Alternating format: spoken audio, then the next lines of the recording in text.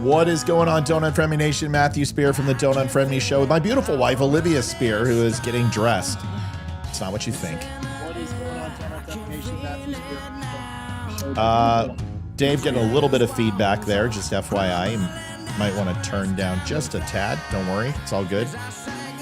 We've got Dave Bondy tonight. It's kind of a special privilege because, you know, I think I commented on Dave's post and then Dave said, hey, let's get on the show, or the other way around. I'd like to think that I commented on his post and he saw and said, hey, this guy's got a lot of followers. I want to go on the show. And he saw me and was like, dude, I have to be on this guy's show. He saw Olivia. He's like, meh, she's all right. She's a 7. That's great. Matt's a 10. And all lies. All lies. We know why he's on. He's on because he's a good guy. You guys have told me that he's amazing. And it's funny. I haven't had a guest where you guys seem to be so excited. So there's a lot of conversation that we're going to have tonight. We're going to talk about current events, talk a little bit about going the past with COVID, talk about Dave's past. And obviously I've written what I always do, a little bio intro, and everyone gets this treatment who comes on the show. And it's earned me actually a few forwards in people's books and stuff. So we'll see if Dave appreciates it. It's going to be a bittersweet night, folks. This is the last night on this set. The set's going away. Monday night, we are in the new set. $20,000 you raised for the show. It will be amazing. It is beautiful. We're going to be a little sad, melancholy. We'll see you in 3 minutes. Happy Red Friday. Get your red on.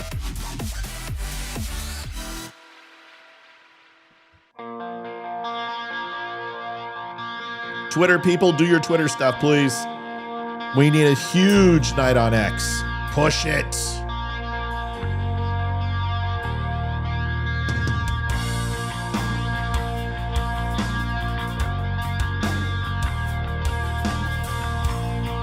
Dave, we have our own band, so it's kind of cool. So you get to hear cool music. This is Still Point. Guys, go over to Still Point and vote for them. They are in a rock-off with a bunch of other bands for a possible Rolling Stone, which sucks, but at least they're going to pay for a concert and promote them and stuff like that. So go over there and vote. If you don't have the link, ask Olivia. We'll get it for you. But make sure we share this out. Thanks.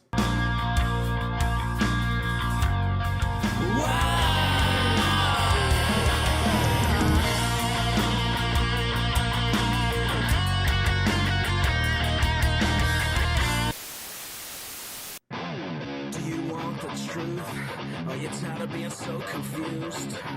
You feel like you're more fucked up than the lies on the evening news. Well, just step right in. We can talk about it all as friends. And if you want, we can hug and kiss and make up for the party ends. Agree or disagree, stop arguing me. 'Cause I'm everything you want. Damn, show what you need. I won't tell no lies. Back up on the facts with truth. And if you can't get down with that, you must be somebody's dad.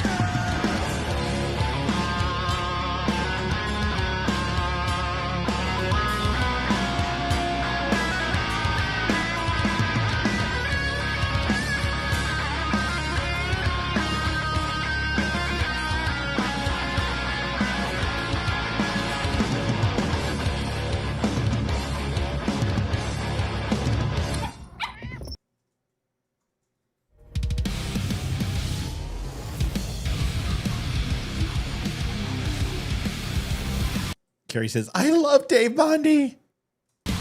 Is this like Beatles throw underwear at the stage type love Bondy, or is it just like just a general infatuation? Let us know, Carrie. We're interested to find out.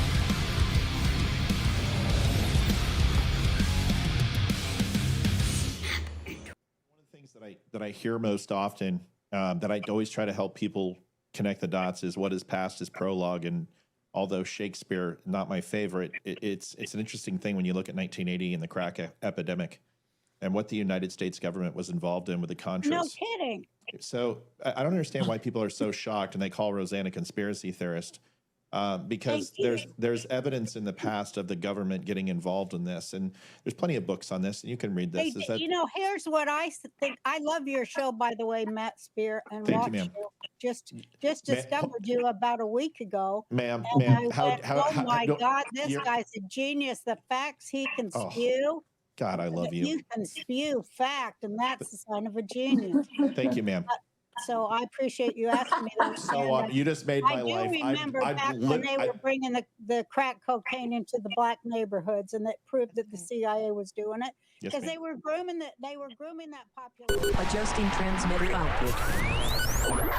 This is the Don't Unfriend Me Show with your hosts, Matt, Leroy, Amy, and Olivia. Geopolitics, military analysis, and election coverage. Coming to you live on all major social media channels at The Dumb Show. Honest, direct, unfiltered. We can agree, we can disagree. Just don't unfriend me. It's okay. I've got it on. Okay. See, I've got it on print, so it's just it's a little small. So and my vision is wow, really getting poor. Am I gonna have to put on my glasses for the first time ever? Oh my gosh, I can't. Old is not good. Young was so much better. Welcome to the Don't Unfriend Me Show, everybody. Matthew Spear, Olivia Spear, Dave Bondy in the green room. We're gonna embarrass him a little bit and read about him, and he hasn't had a chance to hear this, so we're going to go ahead and do it like we always do. Last night on the set, folks, donations. Listen, we usually don't do donations with guests, but, we appreciate it. If you want to do that, go ahead and do it. You can go to thedumbshow.com/donate. And, we usually hold them. But Dave might decide to be here for the whole 2 hours, and then we're going to need to do donations. So why don't you just do them, and we'll talk about them later. We appreciate you. Dave Bondy spent 25 years doing what most journalists only pretend to do: report the news. From hurricanes to presidential campaigns, his career took him across the country and into the anchor chair at top stations. But somewhere between the breaking news banners and corporate scripts, Dave realized he wasn't informing the public anymore. He was managing a narrative. So he did what few have the guts to do. He walked away. Not quietly, not defeated. He just walked away to finally tell the truth without someone in a suit editing the facts. Now, Dave Bondy is a free man in a captured media landscape. He doesn't answer to producers or PR departments. He answers to his audience. With over 700,000 followers and millions reached monthly, his platform, Keeping It Real, has become a voice for the fed up, the skeptical, and the silenced.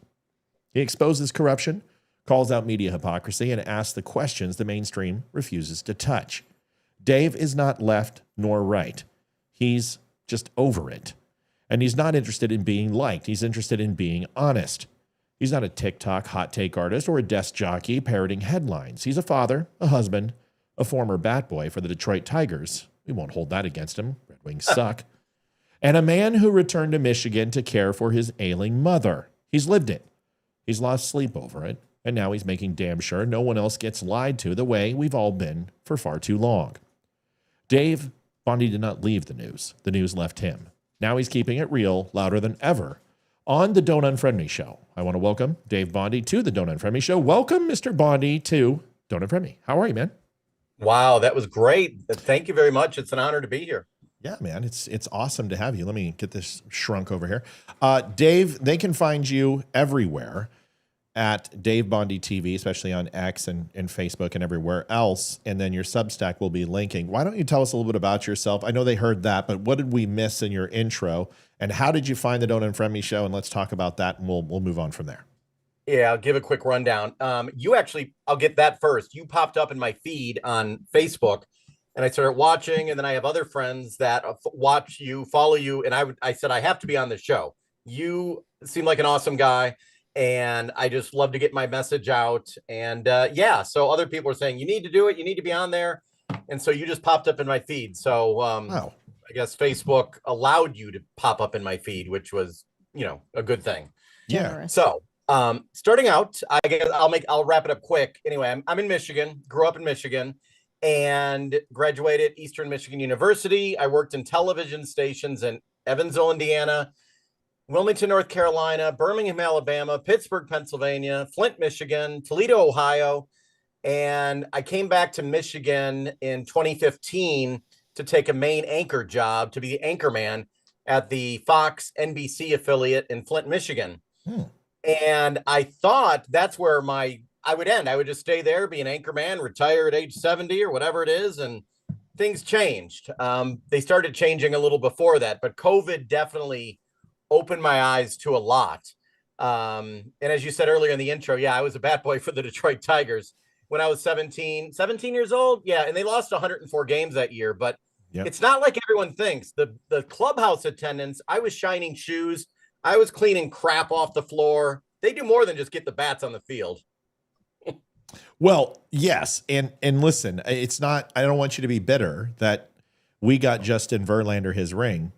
I'm sorry. We were Houston Astro fans. We were season ticket holders. We were at the World Series. We were on the field. We held the flag. I know we're annoying. And cool. At least you're not a Yankees fan. Yes. No, I'm not. But we have your manager. Well, some would say the cheating manager, but he's doing great here. Hinch. Hinch. Yeah. We're jealous. But you know what? You don't have anything from the Detroit Red Wings because that's where our real passion lies. We are hockey. We're Colorado Avalanche fans, like to die for.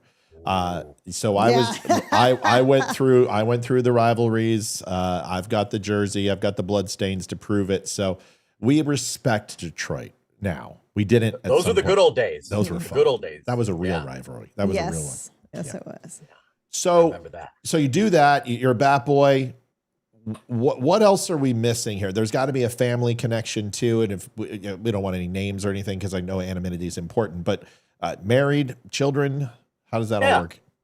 Yeah. So married, wife. I met her when I moved back to Michigan to be a reporter after my stint in North Carolina. Met her, married. We moved to Alabama, Birmingham, Alabama, which I loved it down there. I moved there sight unseen, not knowing anything about it, but I really loved it.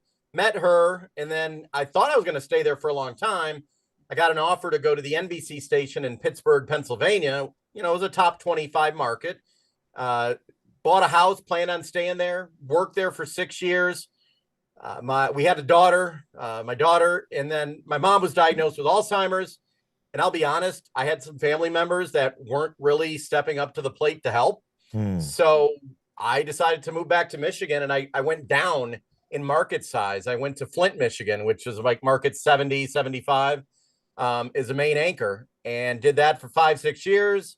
Had a son that was born right a couple of years, 2017, before COVID. But when COVID happened, everything just changed, and it solidified that I wanted to get out of it, because around 2015, 2016, the media landscape started changing. I mean, I also interned at CNN in Washington, D.C. when I was, 21 years old, 20 years, 20 maybe. Wow. And they were still kind of biased at the time, but yeah, they are nothing like they are now. They used to be better. Yeah. But I can go into that at some point. So yeah, and I loved it. When I was 6 years old, I knew what I always wanted to do, because I watched the local news growing up in Detroit. I wanted to be the guy that was out at the fire, at the shooting scene, just reporting the news, telling people, here's what happened. This car hit that car. This just give them the news. And that stopped being what was happening in the news. That does not happen anymore. How does that, I wanted to, when I was a kid, there's two things I wanted to do. I wanted to be MacGyver. So yes. I had the mullet. I had the Swiss Army knife. You kind of are, though. I am MacGyver. Well, yeah, that's true. Because I kind of like to fix everything. But I had the duct tape. I carried a roll of duct tape, but I mean, it was ridiculous. Cool. And in case a nuclear meltdown happened, I had the Hershey bar and the 2 Band-Aids, because, you can stop a nuclear meltdown when you're MacGyver with 2 Band-Aids and a chocolate bar. I was a nerd. But then I saw Top Gun, and then it was like, I'm joining the Navy.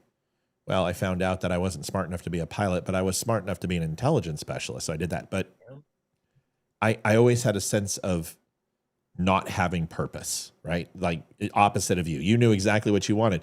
What was it like to lose that sense of purpose, which is essentially a part of you? It's got to be like feeling like you're getting something amputated or carterized, because you're taking out your love, which is media. It's everything you've done. How was that change for you? Was it cathartic or something else? It was sad, and it was a progression. Now I think it's the best thing I've ever done, and I'm glad I'm done with it.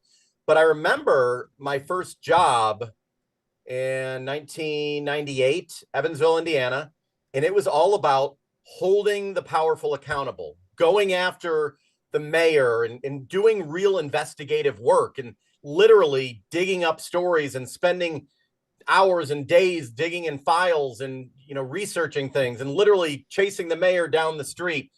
And I was taught that's what I did. I went after Republicans. I went after Democrats. They're all corrupt at times. But that switched around 2016 and a little bit before then, actually. I started to get discipline for actually going after public officials. And it wasn't about reporting the news really anymore. It was a narrative, literally. There are things you couldn't say. It was more about pleasing the officials. And I'll get into Governor Whitmer at one point, but if you did not make her happy, you lost access to her, and that was a no-no. So you did not do anything negative against her or her administration. That would have never happened when I first started in 1998 when reporting. I had great Evansville, Indiana, and Wilmington, North Carolina. Everyone, they hated me in the government, and I loved it because that was my job. But during COVID, it did it for me. It snapped. It was not news anymore. And it's sad. There are still some great journalists there fighting back, but the whole system had changed, and I'm glad to be out of it. I thought I would miss it. I left in 2023, but I don't miss it at all. So COVID was obviously transformational for everyone. I think everyone's got their COVID story, and what intrigued me about you is before I posted on your page, and I've followed you, I don't know how long, for quite a while, is you're doing a story on CPS. And I just found that there was sinew in our lives and lines of delineation that kind of tied us together. And most people who we have on the show, there's just some consistencies in our lives and going through the same thing. So I want to talk about CPS, but I know Olivia had a question in regards to your mom, and wanted to read that off, and then we can get to that. So Livy, go ahead. All right. What's the hardest story you've ever had to tell, and what made it so personal?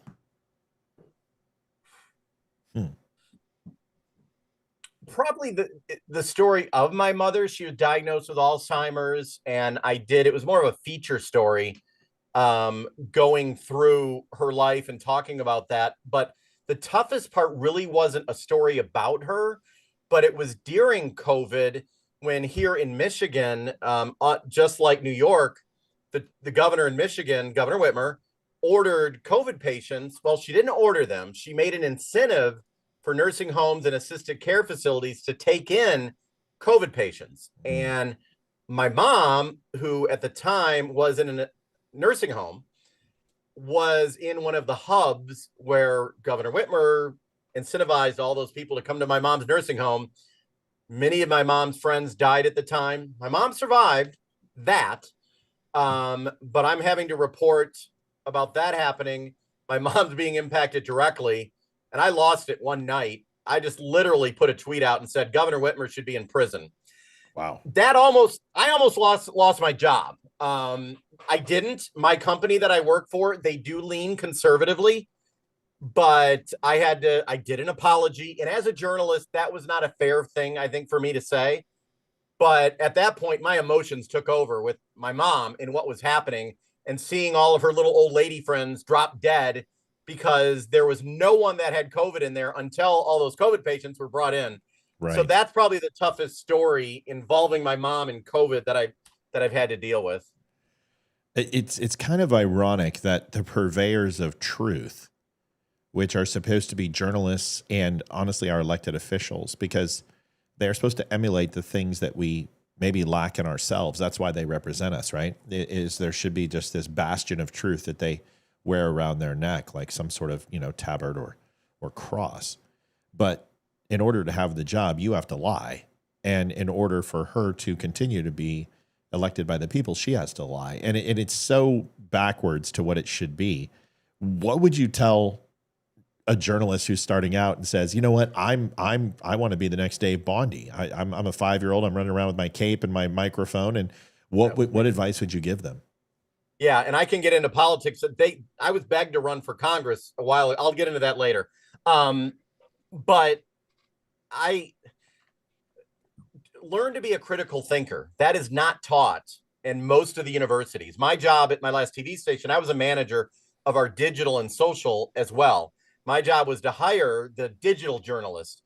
And I don't know what the hell's going on at universities. I dealt with Michigan State, University of Michigan, and people would come in and say, okay, well, I'm not writing a story about Trump. I refuse to cover a Trump rally. I'd say try to put your politics aside and just tell the story and be willing to fight back. I know it's not easy, but I did it all the time. No, when I anchor the news, many people, they had no idea where I stood politically. I do lean conservatively. I do.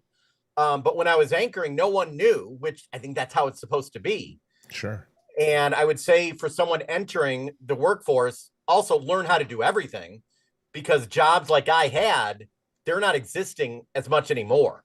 My station in Flint, Michigan in 2015 had about 40 people in the newsroom. Now they have 8. So those jobs are not existing because of great people like you and me and other journalists and podcasts. The media did it to themselves. So I would say if someone is young, if they're out there watching, learn to do everything, digital, social, be true to yourself, and be willing to fight back and do what's right. Yeah. So when you talk about Flint, Michigan, and just because I remember Michigan a little bit differently than most people. I went to Great Lakes, Illinois in boot camp, and we got to go to Michigan. My mom was originally from Michigan, so was my grandfather. So we got to go to the Grand Hotel and, you know, see all around. And I've been to the old Joe Louis and seen a few Red Wings games and had beer poured on me, but that's a whole nother conversation. Oh yeah. Yeah, Did you have a Colorado jersey on at the time? Maybe, could have been. It's pretty sure it was. It still has its beer stains, but that's a whole nother story. When you look at Donald Trump, and we're trying to put our finger on it, of a personality, why do they hate him? And it is truly the case study of a life. If you're a psychologist or a sociologist, you could literally make a life on just studying the reasons why people either love him or hate him. There are no lukewarm feelings about him at all. You love him or you hate him. What is it about him? You're a media guy. You've seen all walks of life. What is it about Trump that makes him so damn polar? Yeah, I've interviewed him twice when he was running in 2016. And I like the guy as personally. I mean, he is who he is. I think everyone knows this. He is who he is all the time. I mean, my photographer was a little short guy, and Trump said, "Get your little pipsqueak photographer over here." So he is real. I like that he is real. But I also know in the newsroom, my newsroom, there were people who reporters and anchors, F him, screw this, screw him. He was different. He, immediately in 2016, I think there was a debate I covered in Detroit. He had the famous Rosie O'Donnell comment. He went off on Rosie O'Donnell. Right. And it was things like that. People didn't like that he wasn't, they say, respectful. And then they start with him being racist. He just pushed back against the system, and he wasn't, quote, presidential. That's what I got amongst all the journalists that I dealt with, that he wasn't presidential. He wasn't appropriate. He was rude. He was an ass. And they held that against him ever since, and they wished him the worst. It's kind of amazing that one of the most influential people, if you said between 1940 and 2000, you would mention probably Cronkite, Brokaw, Jennings, Walters. You may even throw in King, Harvey. And you can go ahead and just mention all of these great broadcasters, whether you agree with their politics or not. But who is the most influential person for media in the last 20 years? At least from 2000 till now, it's Donald J. Trump. He's changed the way politicians talk, the way they act, the way that they disregard civility and open-mindedness, and the media has followed suit. So you may hate him. That's fine. But he turned you into exactly what you hate about him, because the entire media landscape literally emulates the way he communicates when he's got a bone to pick with you. What do you think about that? I mean, do they think they realize that? Do they understand how much of an impact he's had on them? I don't think so. Some do, but like, for example, the newsrooms I've been in, since, when Trump's been president and when he was running, they just hate him so much that they want him to go away.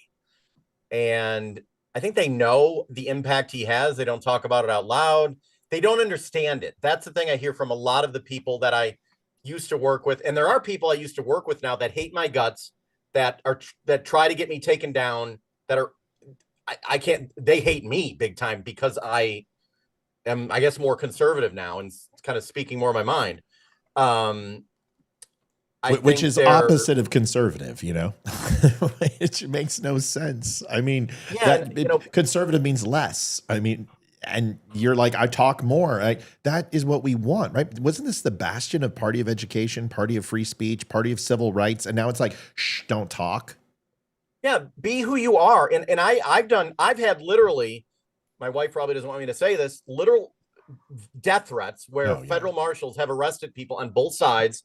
I've had a Biden supporter and a Trump supporter, both threatened to kill me, and they knew where I worked, everything. And it was on both political sides. And I felt, hey, I'm doing a good job here because I pissed off both sides. Right.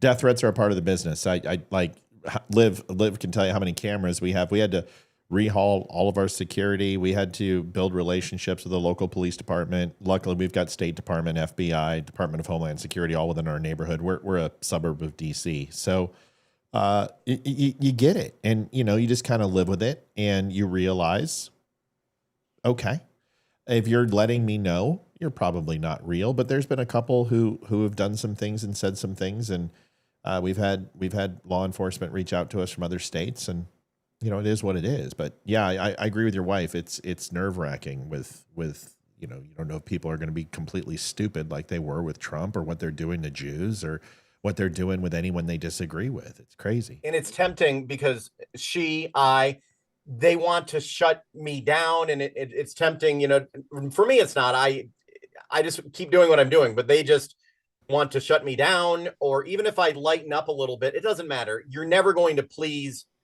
those people. You're never going to make them happy. Is that your responsibility? No. Since when is it somebody, and that's the thing about journalism, is that people seem to look to politicians for moral guidance and some sort of equivalency. And they look to journalists, and it's like, whatever happened to your baseball coach? Whatever happened to your parents? What happened to a teacher? Now it's like, we're kind of going to scraping the bottom of the barrel here. And I don't mean to, knock on journalists. I'm just saying that, I used to watch CNN in the JIC, and when we were doing intelligence, and they would find out information, we would listen to it, and it would be real time, and sometimes better than the stuff we were getting over comms traffic. Wow. And now I listen. If I want to listen, it's like a Jerry Springer on steroids. They don't do news. They don't do news anymore. If you watch, 90% of what they do is having 5 people sit around a table and just yelling at each other. I don't even know if they have more than 5, not even that many international correspondents. They cut all of that. They don't do journalism. They just sit around and bitch all day, and it's really not doing news. They don't even write their own stuff. I mean, and that's the thing that gets me. The editorialization here is a no-no. I mean, the editor had a position on the paper, and it was a singularity. It wasn't like 40 people working in, cahoots, writing and making editorials. You go on Fox, and from the hours of 5 to 10 o'clock at night, or CNN, it's editorialization, when that used to be eyewitness news. It's like you could only get real testimony from people who were there. There was no anonymous sources. It was and it wasn't all night. It was 2 hours, and then we're watching Wheel of Fortune, Yes. And now it's 24-hour news cycle of if you try to flip the channel, they sync their commercials. So you just go, oh, CNN's on commercial too, I'll go back to Fox. They just want their single serving friends all laid out in front of them. Liv, I'm sure we got questions from the audience. I think Mel had one. What is she asking? Mel wants to know, what does presidential mean? Like existential. Oh yeah. Like when he said Trump isn't presidential. Oh, okay. Yeah. I think he speaks inappropriately. He calls out people. He's rude. I think that's what I get from most of my former coworkers. Got it. Makes sense. Yeah. And I think when we all say what's presidential, I think we would say somebody who is magnanimous, somebody who is articulate, somebody who is polished and dressed. I mean, that's what we think. But Obama, listen, he was probably one of the best orators ever. He was fantastic. But the other things were so lacking. He was extremely divisive, and he wasn't presidential when it came to social and constitutional behavior. No, he was not at he was all. antithetical. With Trump, they're not looking at policy. Many of these people, and even I inform them about policy, and they don't even care about the policy. I have relatives, and they're like, "Oh, I don't care. He's just an ass." They're not even thinking about the policy with Trump. They're just like, that's it. They don't even care what he did or look at what he does. Doesn't matter to them. Real quick, I got to take care of some housekeeping. Jared, I read your message. I did not message you back. We're in the middle of a build. Family, you know how it is. It's been insane. But Jared, your message moved me. I appreciate you. I love you, buddy, and I'm glad you're back in the house. So I did not reply. Sometimes, listen, the thing is you get a great email from somebody, and people muck it up with a reply. Sometimes just let it lie. It's like Crimson Tide, man. When Sean Connery and Alec Baldwin are on the Red October and they're going into the inlet, New Haven, and they're just out there on a quiet night, and it's a full moon and smoking a cigar, and he's like, Ryan, good job not mocking it up with conversation, and you're like, all right. Sometimes you just don't have to answer an email. Sometimes it's perfect. So Jared, your email was perfect. Any other questions so far, Bib? Are we good? Nope. All right. Far good. All right. 200 and wow, we're crushing it right now. We got like 450 in network. So that's great. CPS, you're doing a story, and this is probably on your Substack and all this, but can you talk a little bit about this? Because this is very near and dear to Olivia and I's heart. We believe when the Third Reich left Germany, they became CPS officials, and half became CPS and half became the HOA. Yeah, the HOA and CPS. We truly believe that. That's where the Gestapo went. Can you? We don't like them very much. So can you walk us through what you're doing with that and what your findings are so far? I am just starting to learn a lot about CPS because one rule in television news, even when I was in the beginning, you do not cover CPS. You are not allowed to cover CPS. You do none of those stories. Every station I was at, we never touched them. I was told I was not allowed to. That was one thing, because it was too controversial, or you're they just didn't want to get involved. And I thought, there was a sheriff in Michigan that testified in front of a committee hearing about CPS, Child Protective Services, but also Adult Protective Services. And he's a good guy. And he said, it's a complete failure. It's a nightmare.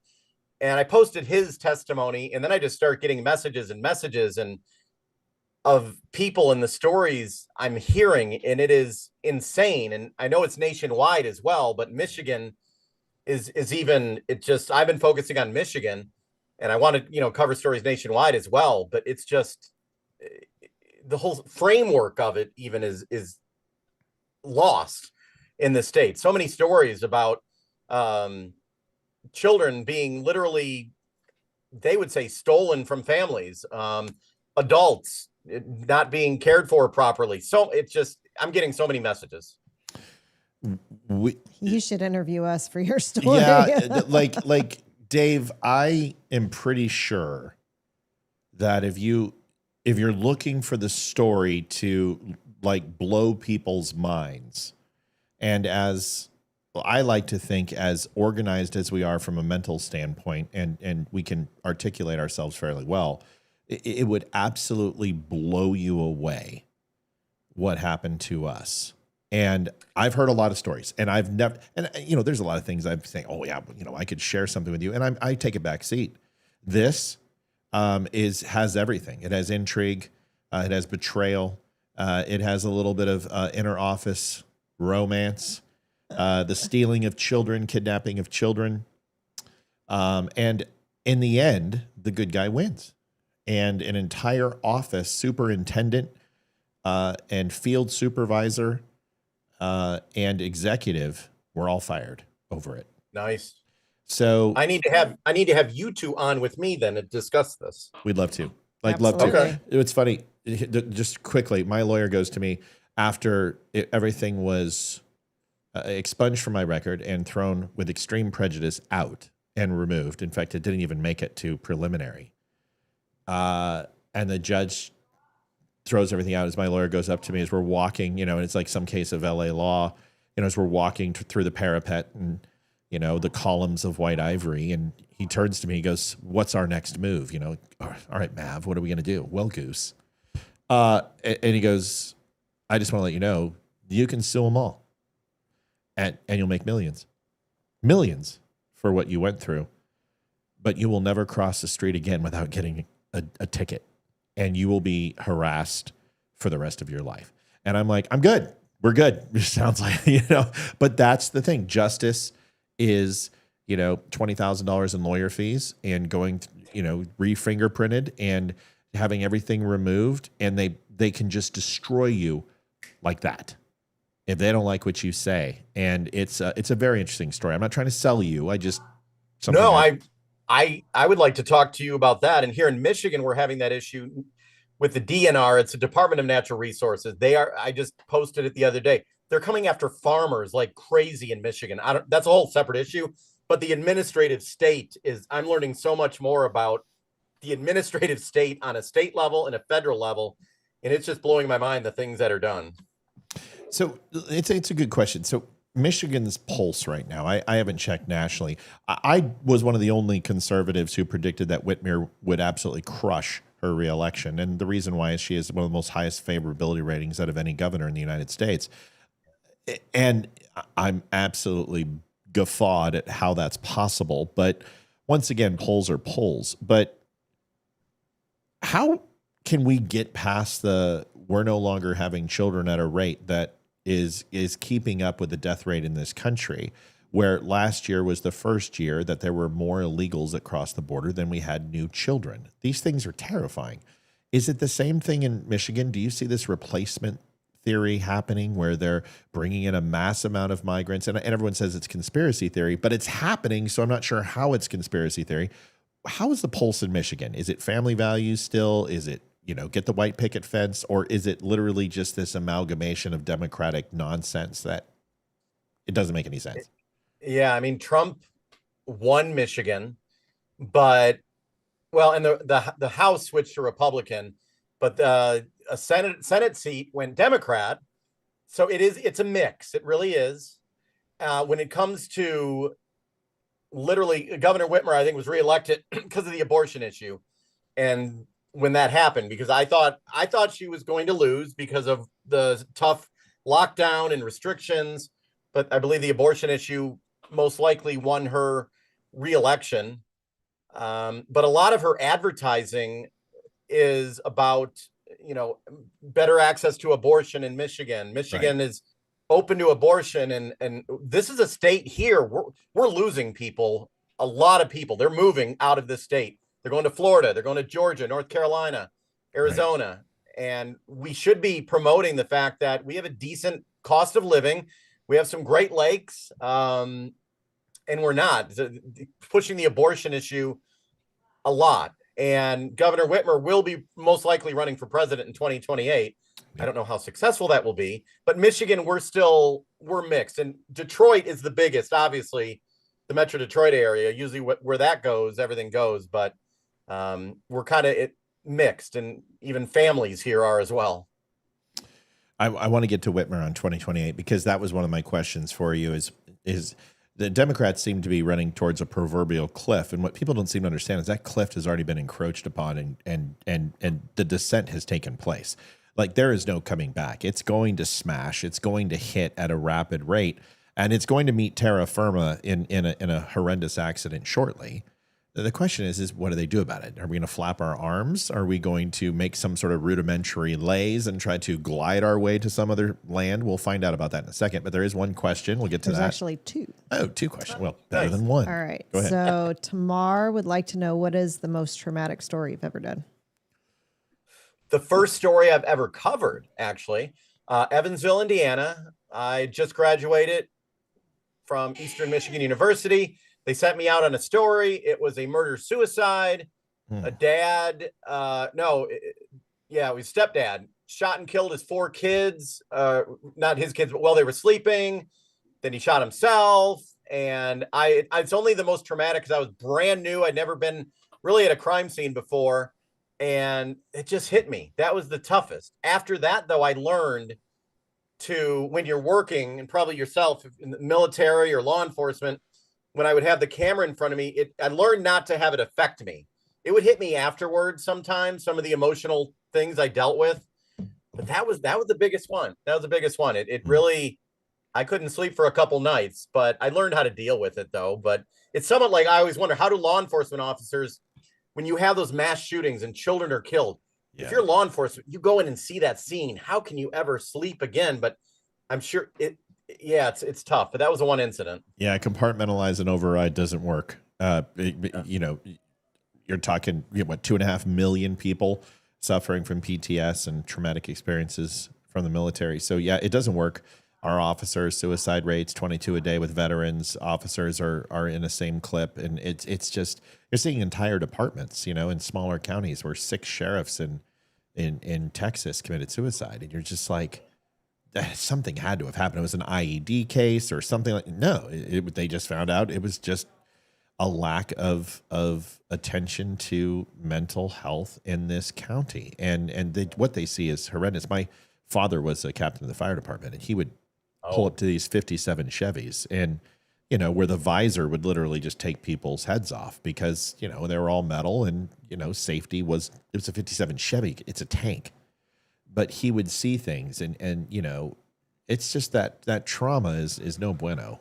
So I don't understand how you guys do it either. I didn't like to see it when I was in the military. I certainly wake up in cold sweats sometimes. So yeah, one I was talking about this the other day. I told someone, I remember at a crime scene in Pittsburgh, I was in the apartment after the crime scene tape went down and police left. I was going in to try to interview anyone I could, and my photographer like, don't move your foot. I stepped in like brain matter. And I learned at that point, the police, they don't clean up crime scenes. That's a job of someone else. So that was interesting. Stepping in someone's brain, literally. You might get some sawdust spread around, maybe, and that's just about it. That's really, they don't do a lot of cleanup. We'll get to the next question in 1 second, right after this. Join wimkin.com, the social media platform built for free speech and true connection.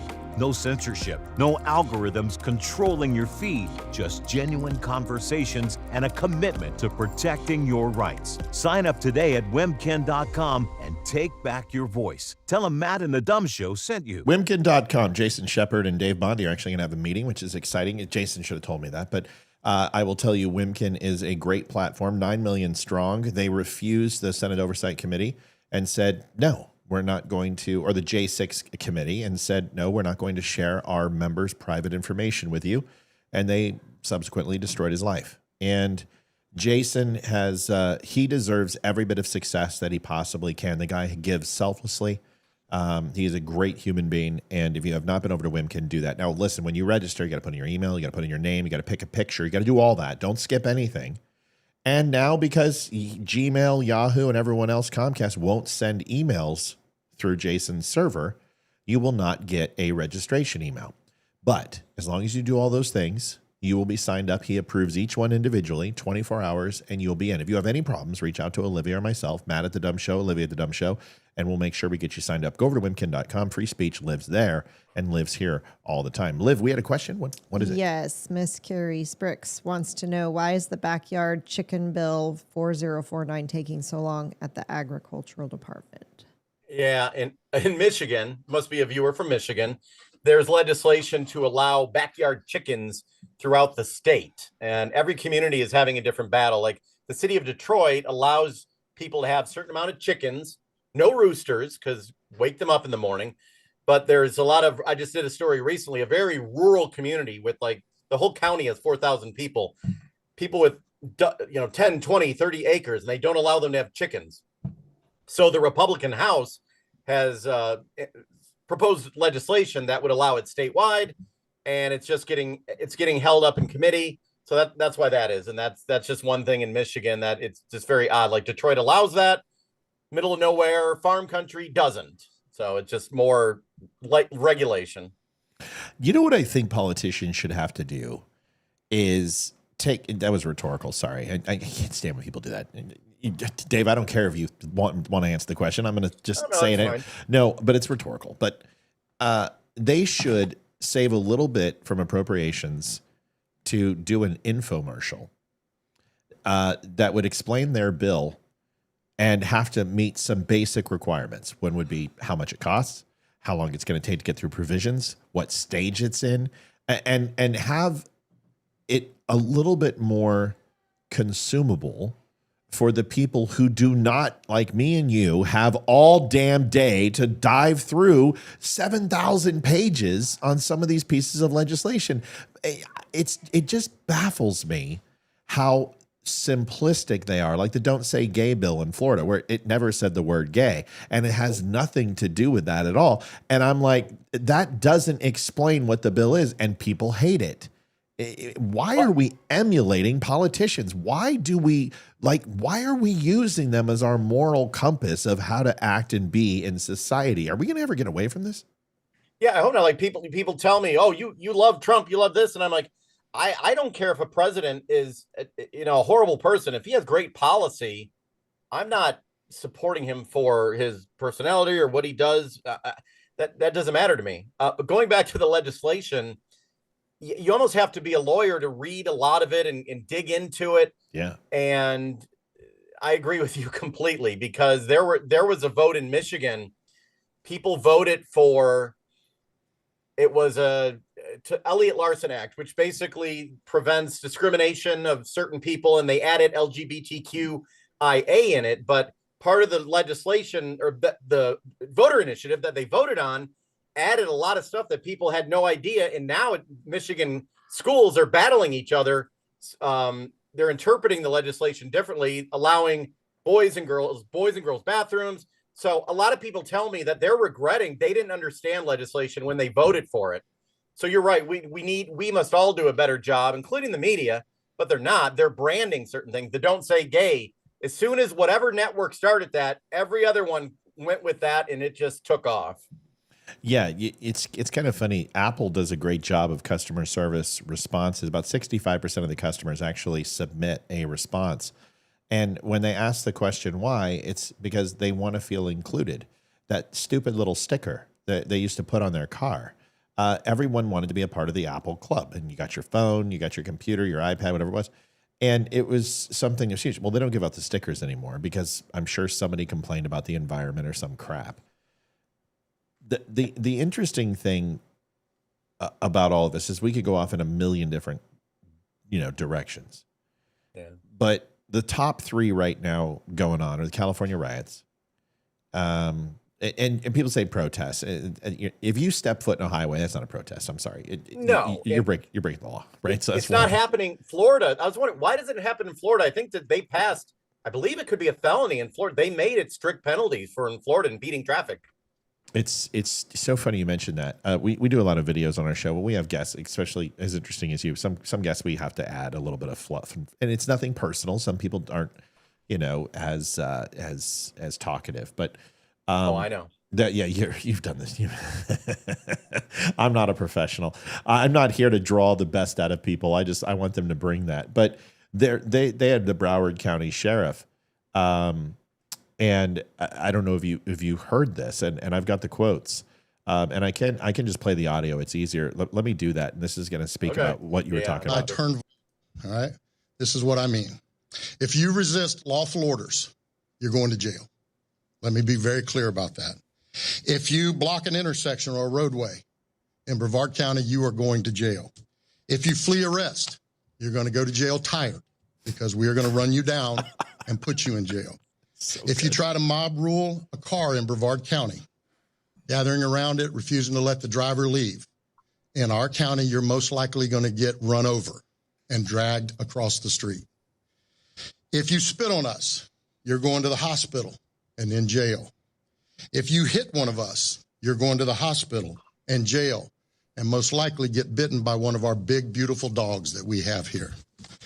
If you throw a brick, a firebomb, or point a gun at one of our deputies, we will be notifying your family where to collect your remains at, because we will kill you graveyard dead. We're not going to play. This has got to stop. You're watching what's taking place out there. You're seeing police officers that are being attacked, being spit on, being put in harm's way just for doing their jobs.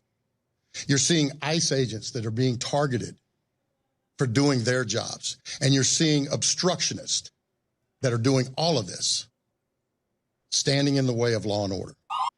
It's amazing. So I want you to walk us through from a journalist perspective. You're sitting in that press conference and you're like, God, I hope my phone's recording. I mean, what's going on in your head as a journalist when you hear something that's completely not like the prototypical answer? I just want to give 110%. We want to win for the team. We just want to do good. It's not about me. It's about everybody else. When you don't hear that and you get some real raw emotional response that's off script, what does it do for you as a journalist?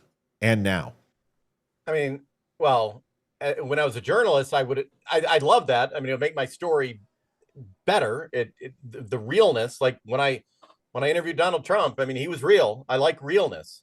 As you were playing that, I Googled the sheriff's name, and many of the headlines I'm seeing right now are Sheriff Ivy threatens to kill protesters. That's right.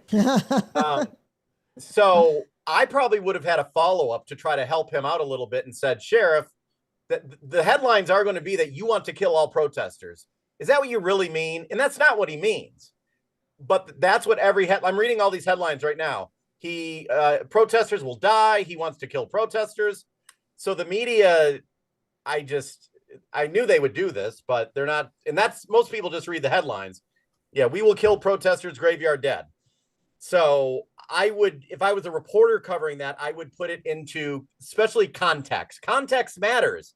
Today there was a tweet. KTLA in Los Angeles said Kristi Noem was 5. at a raid where an ICE agent, they were at a house where a pregnant woman was at during a raid. That was the only story the station had, but Bill Maloogian from Fox News, he's good, actually. I do like him. He's great. He put out there that actually ICE was there to get an illegal immigrant who was wanted for triple murder. So KTLA left out the part. Yes, the agents did storm the house, and there was a woman there who was pregnant, but they were there to get the guy who was wanted for a triple murder or something like that. So that's what I'm not liking about the picking and choosing. And Homeland Security, that's it right there. And Homeland Security actually retweeted, or Bill Maloogian did, and then Homeland Security quote tweeted it or whatever. But if you read that headline right there, that's not the story. Liv, I think we have a couple questions. Yes, I just want to have a quick one. How do you feel about the Padilla fiasco where this guy comes in, he's lowering his head, he's stomping in, he's a senator. Kristi Noem's up there doing a press conference. This guy's obviously beelining right for her. Here's the thing. If you get milked by a farmer, you probably shouldn't be looking like a cow. Okay? If you have a guy hook you up to his tow truck, you probably shouldn't be looking like a broken down car. And if you don't want to get shot at, you probably shouldn't be wearing your freaking pants around your ass and wearing a bandana from the colors of the local gang. And if you don't want to get your ass kicked by Secret Service and Department of Homeland Security, don't look like a person who's about ready to go ahead and mess up Kristi Noem. That's just my take on it. What's yours? I saw that and I completely agree. And then I turned on CNN and I'm like, well, I should have known what their take would be. Right. But it was a news conference. And I don't know if it was Secret Service or whatever protective detail she had. They acted properly in my mind because they may not know who he was, but still, he could still be a threat. But also, that was not appropriate at all to do that. They acted properly. He did it just as a publicity stunt. I see absolutely nothing wrong with how they reacted. I mean, who knows? I didn't know who he was by looking at him. I'm like, I saw the video without the script or anything. I'm like, is this some random dude just coming in? Protective detail may not know. Kristi Noem was at the podium. Even if she did know, she didn't have time to respond. Right. So, I mean, you being in military or before in law enforcement, I think they acted appropriately, and the media they immediately oh my God, this is horrible. They're arresting people for free speech. No. I'm surprised they didn't take a knee and put on some kente cloth again and go ahead and really draw some some real emotion from the people. I'm so sick of it. The theatrics. Just do your freaking job. Get off Twitter. Get out from the cameras. And it goes for Pam Bondy too. You're not a Fox News host. You already have the job, lady. The moment that this administration's out, you're going to get a primetime slot. She needs to. I think that she's been most people disappointed with her, and they all want the Epstein files and everything. But she's been living a lot on Fox News, and I expected a little better of her. Yeah, I'm disappointed, that she's on there too much, and I'm disappointed that Jesse Waters and the Five keep taking a lot of my shit and not giving me any credit. So, listen, a writer knows when they're getting, it's either Benny Johnson or Fox. That's all I'm saying. It's not personal. Don't get mad at me. I know when I write my own stuff, and I know when people are saying, there was a segment that Jesse Waters did. It was like 15 minutes, and all fans are like, dude, play it. And I'm like, play what? Like just play. And and it's literally the layout, and it draws the lines of delineation and creates sinew between Africa and why Donald Trump wanted to be in the Middle East so much, because really China and Russia have their focus on Africa, and he's focused on obviously energy and dollars, which is what the Middle East has a lot of. So I laid this entire strategy out, and then primetime next night, Jesse Waters does this, and I'm just sitting here. There's every single point of the block, and I'm just like, this is crap. Can you at least give me some love or hire me as a writer, for God's sakes? That'd be so much better. Wow, I've been dealing with that. Libs of TikTok have taken 2 or 3 things of mine and just straight out copied it and put it out on her account. Just put an @ symbol on it. Do you know what that means for us little guys? I mean, when we're like trying to break through the algorithm, if Libs of TikTok tagged you, like you're talking 20, 30,000 followers, possibly. If that would happen, throw me a bone there. What? Yeah, well, it's all right. Benny. It's funny because Benny, my set. It's like if you go look at Benny's set, he just copied my. Nobody had a set like this. So my new set. Like, how long is it going to take for Benny to steal your new set? It's all love. Liv, questions. Yes, Brian would like to know, do you think there's a way that we could propose legislation or change some rules or regulations to encourage honest reporting and protect those journalists who report the truth? Wow, that's a heavy quote. We'll see in about an hour. Yeah, no, I think that's dangerous. Who decides what the truth is? I mean, hopefully the free market will decide, and I think it is. CNN's ratings are in the tank. They're horrible. And I think the last election realized that the narrative that they were setting did not take with everybody. I don't think there should be laws. No, I think the free market should take control. I think people are waking up. But what is truth? That's getting back to like with Facebook and banning any content like the Hunter Biden story back in the day. I got banned from TikTok for about a month because I put it up. It is absolutely true. So no, I don't think there should be any legislation whatsoever. I think the free market, people will decide. They're coming to your show. They're coming to me. They're going to whoever. My former station, when I worked there in 2015, they averaged, smaller city, average about 20,000 people watching the 6 p.m. news. Now they're at about 1,500. So I think the people they're deciding. That's incredible. Folks, we've got 500 people in the network. This always happens when we have a burner of a show, is people forget to hit the like button. But this is how we turn a 500 show into 750 and a 750 into 1,000. Please share it. Please like it. But the likes, 80 likes right now, we should be up in the 200-300s easily. So do me a favor. If you have not, just take a second while we play this brief ad. Also, thedumbshow.com/donate. We usually don't want to have guests feel like we're using their personality for donations. It bothers me. I know, Dave. I know how I get it, but for us, we all need. I mean, you need. We all need the help. Donate, because you don't have corporate money. You don't have big pharma funding you. No, not yet. But we are willing to learn. So I'm just kidding. So thedumbshow.com/donate.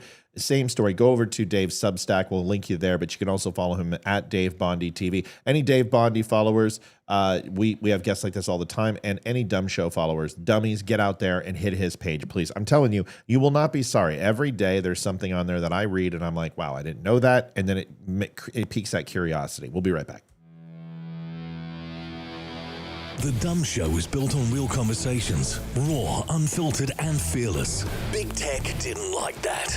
Facebook pulled our funding, tried to shut us down. But for over a year, you, our incredible viewers, have kept us going. Your support, your donations, your time, it all matters. Most of you spend 10 plus hours a week with us. Compare that to Netflix, maybe 5 hours a month. We believe we're worth that time.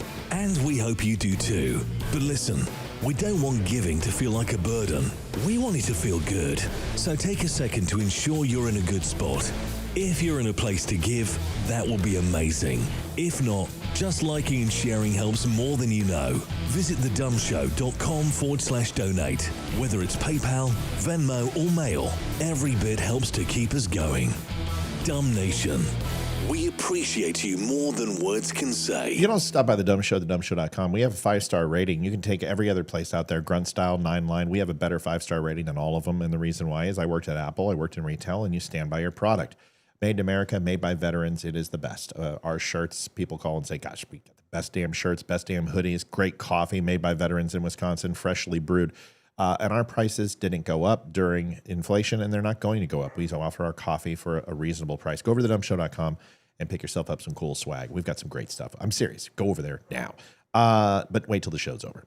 Go over to Dave Bondy's Substack. If you have not seen that, it is davebondy.substack.com/subscribe. Substack's a way for Dave to get some money and get some reoccurring revenue. It's very important to keep him funded since he walked away from the machine. And we are just tiny little cogs trying to go ahead and make it in this world. So once you go ahead and donate and buy some shirts, if you have 5 or 6 cents left over, make sure you give that portion to Dave and give me the big bucks. Yeah. All right. Jews. Let's just cut our teeth. I want to be fully just 100% transparent. My grandmother fled Nazi Germany in 1938. And she was being chased by Albert Speer. And I don't know if you know who Albert Speer is, but he was my great uncle and essentially like third in the Reich. And so I have Jewish blood and I have German blood that I'm not proud of. But it taught me to listen to multiple stories, as my grandfather told me about the uncle. And obviously my grandmother told me directly about her experiences. I am a Zionist. There's no doubt about it. And as much as I am an Islamist or a Canadian, I believe people should have their own sovereignty. I believe people should protect their borders. And I think that you have the right to defend yourself. I mean, all basic things that we want for us, and you should treat others the way you want to be treated. I don't have a stick in the game. I don't have AIC PAC giving me money. And I'm not Qatar funded. So all of those things being transparent, there's 2 things I said on October 7th. First of all, we covered it. I think we should have won an internet Emmy for that, but we didn't. Maybe someday. But we covered it well. And the 2 things I said came to transpire. The first thing I said is you're going to find out who Israel really is. And they are going to, in 30 days, flatten Gaza, man, woman, or child left behind, to eradicate Hamas. And that's true. And the second thing I said is you're about to find the mask is going to slip and how much the world really hate Jews. And we have seen this incredible shift. And I'd like to, not the left have always done this. Obama was completely anti-Netanyahu, anti-Israel. We know the relationship with Iran. We know the palace full of cash. But the conservatives who have been Christians usually are predominantly in the corner of Israel. There is a far right movement inside of our party and our like-minded principles that has really started to be anti-Israel. I wanted to just scratch that. It's a very long question and see what your thoughts are of how are people like Candace Owens? How are the Hodge twins? How are Nick Fuentes has now become a small fish in an anti-Semitic pond, and we found out, well, he just really wasn't that good at hating Jews because there's a whole bunch of other people now who do it much better than he did. What are your thoughts on all this? It's a heavy question, and I want you to cut your teeth on it, so go ahead. I don't know. I've been surprised at some of the people and the things that have come out, and I haven't even, in my content, I don't touch it. I don't get into it. I try not to. I don't know. I am just shocked by some of the, things I'm hearing from certain people, Candace Owens' evolution of who she is or who I thought she was. I don't know. Let's shift it. I get it. I understand why you're doing that. Why not touch it? Why stay away from it? As a journalist, somebody who's went after COVID, someone who obviously can give a center perspective. I already know why, but I want to know why so everyone can hear it. Why would you stay away from those things? I'm also not as knowledgeable as I should be, probably. And I don't want to talk about something that I don't have great knowledge of. And I can have people on and have both sides, which I'm willing to do. But I don't want to say it's an important issue, but it's something I haven't touched. And there's really no reason why. Well, I mean, if I did, I'd obviously upset someone, and I upset people all the time. It's just not, I haven't even gone there yet. Such a great response, because it needs to be said on a multitude of topics for people. I don't know is a completely acceptable answer in every language. It's simple. Yeah, I'll be honest. If I don't know or deeply knowledgeable about it, I'm not. I messed up a fact in a story last night, and I put it out today. Hey, I messed it up, and I corrected myself. But no, there's certain lanes I will go down, and I'm just not there. But I have touched the issues like with college campuses, and I'm learning a lot more now about universities and connection and the money. And so I am learning about different things and getting more interested in all the connecting the dots. Is it journalistic integrity? Is it having a parent or a grandparent who instilled, the golden rules in you? Where does it come from? Because it doesn't happen. Listen, the Snake Island story and the Ghost of Kiev, like, we crush it. Like, I don't want to be a journalist, but I'm really good at smelling a lie like a fart in a car. I'm really good at it. I've been good at it my whole life. It's why I was a great intelligence specialist, and I've been able to do it. But Ghost of Kiev, I'm like, no, it's not happening. People are like, yes, it is. I said, no, Ukraine doesn't have an air force. You're wrong. Trust me. There's not some pilot who found a stray fulcrum and said, I'm just going to go up there and refuel Mav. This isn't Iron Eagle. And then, good movie, by the way. Second, the Snake Island thing is I bought hook, line, and sinker. This is, remember, the island that had the detachment of Ukrainian troops on it, and the Russian vessel. This is the Russian 7226, and I'm going to kill you. And then they fire and blow it up, and then they're like, they're all dead, and everyone's like, it's a lie, and Russia's like, we didn't do that. And I'm like, guys, let's wait. Let's fog of war this. Let's make the Bongino 24-hour rule. Because what we know is Ukraine is also a state media. They are propaganda. They're a very corrupt country. And we later found out that it was BS. And I made a retraction that nobody probably saw and nobody cared, but I care. I want to make sure I was wrong. And you got to say, I'm wrong. What's wrong with saying you're wrong once in a while? I think people find you more credible if you do. And I remember anchoring the news when we would mess up. Many times we tried burying our correction near the end of the newscast. I'm like, no, if we mess up on something really big, we should put it right where we had that story before. A block, right? The exact same spot. You can ruin someone's life, calling them out for certain things. And yeah, exactly. And I think people respect you more if you do that. Agree. Liv, we got some questions. I appreciate the exchange, Dave. Thanks for letting me talk to you. If I don't, I'll basically go into a seizure. Livy? All right. Amy wants to know, do you think the Supreme Court ruling should be overturned regarding the freedom of speech and burning the American flag? Oh, and by the way, I want to say my daughter's named Olivia, so I love the name. Great name. Oh, thank you very much. Wonderful. Say that again. Burning the flag. I mean, and I know Donald Trump has said anyone who burns a flag should go to prison. Right. I think it's totally disgusting. It's vile. I don't like it. You have the right to free speech. I don't know where I stand on them. And I don't think a crime. I don't know. I mean, you have the right, like a lot of people don't agree with me when I say you have a right to stand on a street corner and yell every profanity and horrible thing you can. You have the right to do that. It doesn't mean there are consequences for it.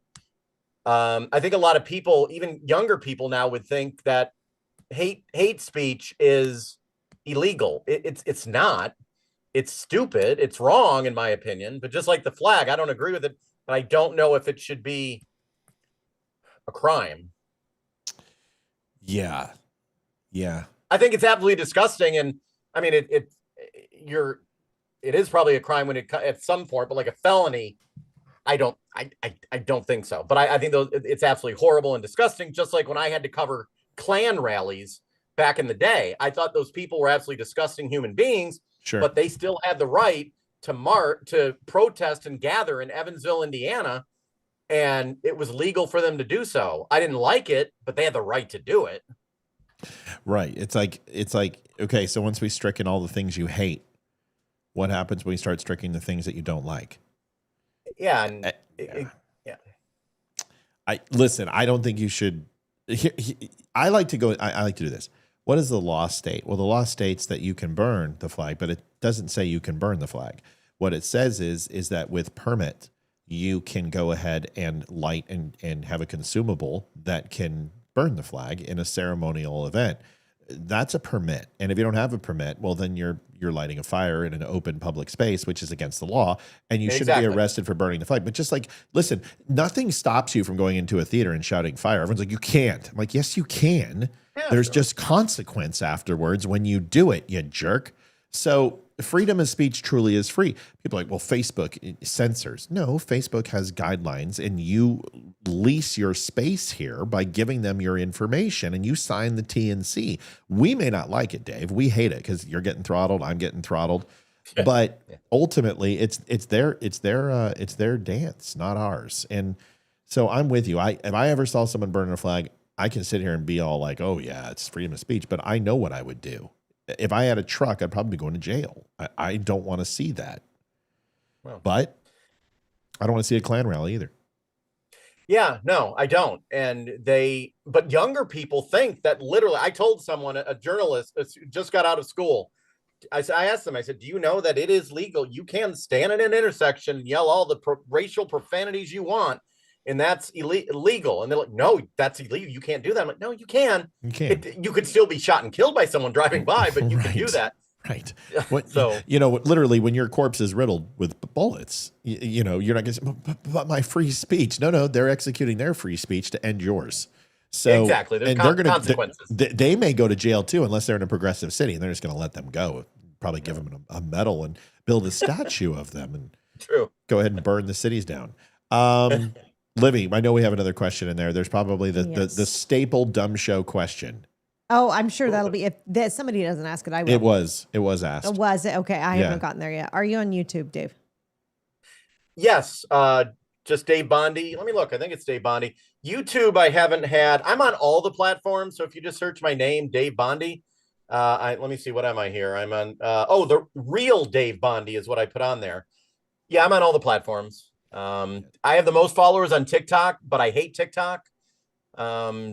So I don't care if they even take it away. I don't care. Yeah, YouTube's banned me more times than, like, they call me doorknob on that channel. Everybody's got a turn. So it's just it's not fun. Livy, let's ask the staple. I mean, it's a big one. The staple. It's a dumb tradition. Okay. Do you like pineapple on pizza? Yes. Yeah. Yes, thank you, Lord. I'm my wife who. No, thank you. It's my favorite. I have to have pineapple on pizza. It's been an argument since the dawn of time on this show. That it's not my favorite, but I'll do it and like it. But my wife is like, my wife says absolutely not. So that's the only way I eat pizza is with pineapple on it. So. You know what? Burn a flag. Burn a flag, but have pineapple on a pizza. Whatever. What about a pie? To be considered a pie, does it have to have a top crust? No, I never said top. I said it has to. And a pie has. Yes, it does. All pie has crust. Then a banana cream pie is a pie because it's got a crust on the bottom. It's named incorrectly. See, a banana cream pie is not a pie. It's actually a mousse. Oh. We're gonna do this again. No, I'm not gonna listen. I'm right. Y'all know I'm right. I'm not gonna troll you. I troll them every single time, and they all bite. No, Matt. Well, what about a shepherd's pie? I'm like, just shh. I'm going to win this. Oh yeah, you're right. I know, Right. people. All right. So I'm looking. I'm Dave, going down. we have it's 8:18. It flies by on this show. But if you have prior commitments, just let me know, man. And if you got to bounce, or how are we doing? No, I'm good for a little longer. I'll text my wife and see what's up, but I think we're good. All right. Well, how about this? How about we take you to 8:30 and then get you out of here this Friday night so we can wrap up on a few things, and then we'll have you back. We'd love to have you on and have you come back. Yeah, I'd love that. I love that. Love just keeping it real, as we say. Yeah. So obviously in the news, we've got these protests, we've got immigration, we've got a lot of uneasiness going on. What's your take on? We've talked about journalistic integrity. Let's talk about the complete lack thereof. We can talk about the Hunter Biden story. We can talk about Russian collusion and P-tapes, the FISA warrants. This has been going on, a lot of people don't understand, since Reagan. And it's been predominantly one-sided. But if we take a look at the obstruction with SCOTUS nominations, Ronald Reagan had the first Hispanic-American federal court judge nominated. Joe Biden shot that down. Clarence Thomas, Joe Biden led the initiative to go ahead and railroad him with Anita Hill. But there has been a lack of media accountability.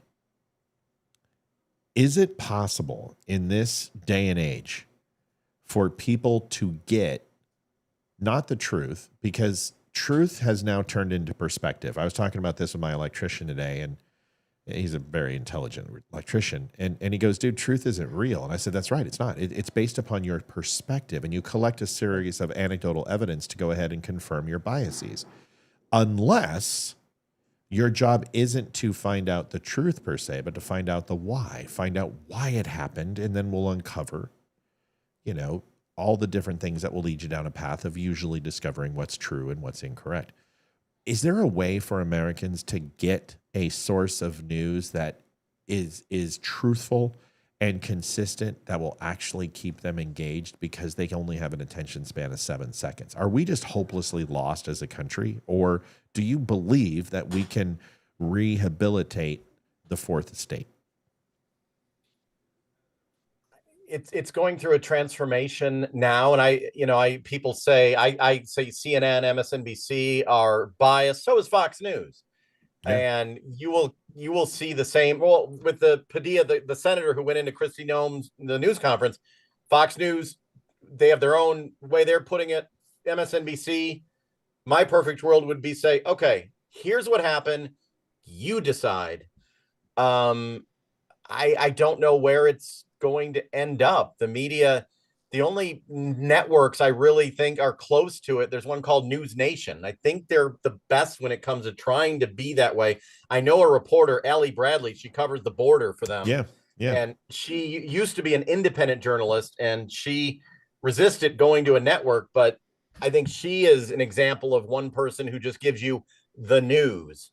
But as an organization, I don't know. Like CNN, they keep bleeding viewers left and right, and it's splintered.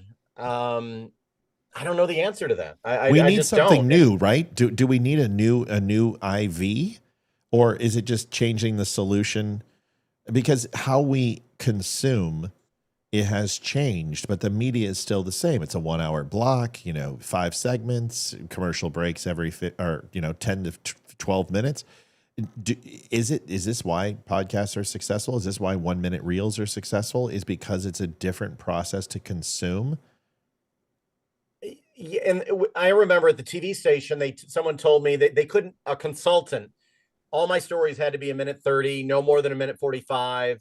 They were shocked that Joe Rogan was so popular. Like, why are people taking the time to listen to 2 or 3 hours? That goes against everything. And in TV news, I remember when I worked in Pittsburgh, they would give away prizes for the producer who had the most stories in the A block. And that would be the first usually 10 or 11 minutes. And I know one time they had 38 stories in the A block, and they would give out prizes to the producer who had the most. I don't know what needs to yet change. I like the long form content. Me too. I just, the local news, national news. Local news isn't even local anymore. That's another thing. Right. It's national news. It's just regurgitated from the mother station. well, and people don't even know this, but CNN has a service that they don't advertise. It's called CNN News Source. They provide content to all the local stations across the country, and they repurpose it to make it look like it's theirs. They would give, as an anchor, they would send out stories that they would write, and they would want me to revoice it with my voice, but it would be their words in their interviews. And I always changed it up. So there is really not, and it's sad because there's not local news anymore. You don't have the days where, like in a city like Flint, New York, Chicago, maybe, but I don't know, smaller Virginia market somewhere, maybe Roanoke, I don't know. You don't have them people covering city council meetings, school board meetings. That's not even happening. And it's sad because that's what really matters many times in people's lives. Exactly. That's where the change happens. It's the state and local government. That's where our power resides. It's not the president. I've said this a million times. I love that we're on the same page. It's not the president of the people. He's the president of the governors. That's his job. The 50 governors literally report, and U.S. Virgin Islands and Puerto Rico report to the president of the United States. Our legislators start with a governor, and then the mayor, and then the state legislature and the Senate. And if you want to make change, it's at the city council, the school board, the municipality, the constable office, the city, the county clerk recorder's office. This is where you make the change. But that's also where we should be getting our news on the things that are when the tax increase comes, our water's going to hike up, or, Bob Rodock decides that, boys can be girls and girls can be boys, and that we run him out on a frickin', a lolly cart because this guy's. And that's where I find the best stories local in the smaller communities. The lady had person had a question about the chicken ordinance. Yeah. That started, and I'm proud actually, and maybe you as well, but the mainstream legacy media, they're watching us. They're watching you. And I'm starting to see they are taking content, story ideas from me, and they're running with them at times. Oh, yeah. Because I think they can't ignore sometimes the content, the viral content, the stories that people are creating. So in a way, they're watching what we do. I leave stuff all the time when I I write a little bit, but predominantly I haven't done it in a while because I've been building a new studio, but I do my morning hits and 5 minutes, and those are doing pretty well. But I leave little things in there that I know a civilian doesn't know. Yeah. And like I'll put a missile system. Like I know the missile systems that we were going to hit in Iran, and I know the integrated air defense systems. It was my theater of operation. I know everything they've got. I wrote some of the strike packages that the United States assisted and used. It's like I know it well. So when I go ahead were you classified? You have a clearance? Yeah, my clearance expired, but yeah, I had a clearance for 25 years. I was TSSCI. I was read in on everything. I worked at the Pentagon, and I worked as a United States Navy intelligence specialist. Wow. So I worked for the teams, and I was a part of NSWAG, so Naval Special Warfare Activity Group 1.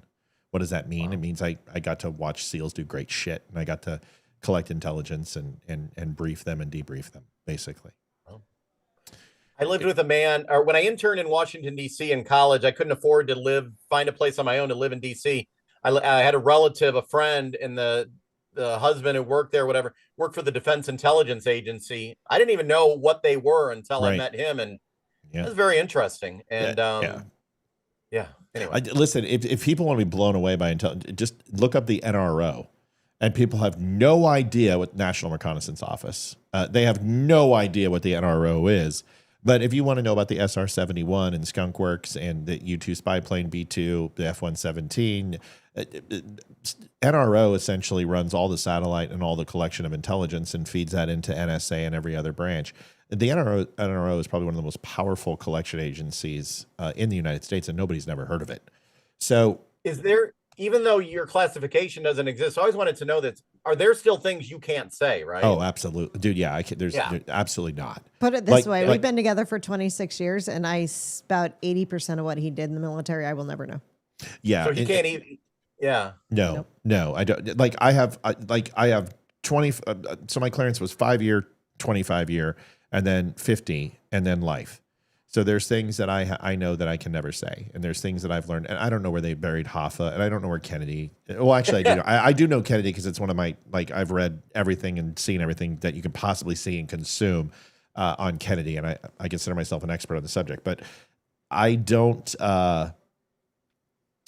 I don't ever release anything, and I'm very cautious. Leroy, who is my partner on here on the show, and he's on here Thursdays and Tuesdays, he's a current in IS, and he also is a contractor for an unnamed 3-letter. So I still have the contacts. I still have the relationships. I never release anything classed, but a name of a silkworm or a CSC3 silkworm, most reporters aren't going to be able to do that. So what I'll do is I'll throw that in the story, and then I'll see it on Fox, and I'm just like, okay, come on, that's an obscure system, 20 years old. It's a surface to surface anti-ship missile. You've got no reason to talk about that. There's like 4 in Iran. Give me a break. The fact that you mentioned that. So I play my games with them too. Liv, nice. Question. What do we got? Yes. What is your opinion on, the way the question was worded is a little off, but your opinion on the lies that the media peddles and their mockingbird opinion, how everything is word for word on every channel. It is. And that comes down to what I said with the CNN, how CNN provides content for almost every network affiliate in this country. Partially blaming, well, for example, when in a newsroom, you walk in the morning, the first thing you do, you go to the AP, Associated Press. So they're setting the narrative for the day nationally. There you go. And you are then looking at whatever news releases or whatever the big, into Michigan, it's the Detroit News. What they have as their headlines, that's what's going to shape everything. And when it comes to, and I've been seeing this a lot, I was a digital manager, Governor Whitmer's office, they would put news releases out. I caught producers copying and pasting news releases and putting them on the air. Part of it is I hope that they should know better, but some of them don't. I was in a famous video that you've probably seen about all the anchors saying the same thing. It's all like little boxes. That's where I know you from. Bam, that's it. I knew it. And it was a promo, and the words we were saying made sense. And I thought it was a promo for my television station saying that, we didn't believe in or we fight the fake news, blah, blah, blah, blah, blah. I didn't know that the script had come down from corporate and that 80 other stations were saying the same thing. That's right. And I was freaking, pissed because I thought it was written from our producer that I knew, and that it had come down from the top. So they made it look, it was horrible. Elon Musk retweeted it once, and I commented about it, and he actually liked my comment. But that happens more so than ever now. Yeah, I mean, I don't know. Just I remember that. Yeah, I showed that video. Great job of editing. I think it was the Daily Show or one of them put it out, and it went viral.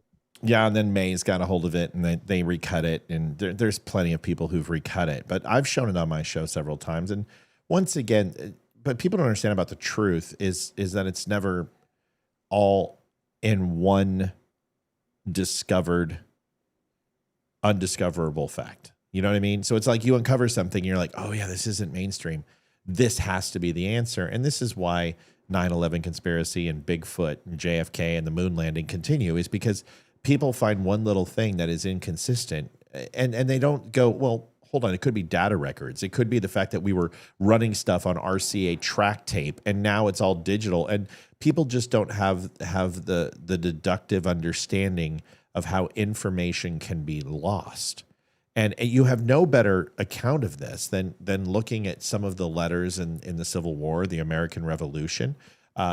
You can go ahead and look at the Bible, for gosh sakes. It's been transcribed so many times from Aramaic to, whatever. So you lose the original pieces of it, and then people see those gaps and go, oh yeah, well I'm going to fill these with my confirmation. And then they do it, and then they go, okay, well now I got a whole new story. Let me tell you why it's this versus the truth. We're doing this more and more often. People can't handle not knowing.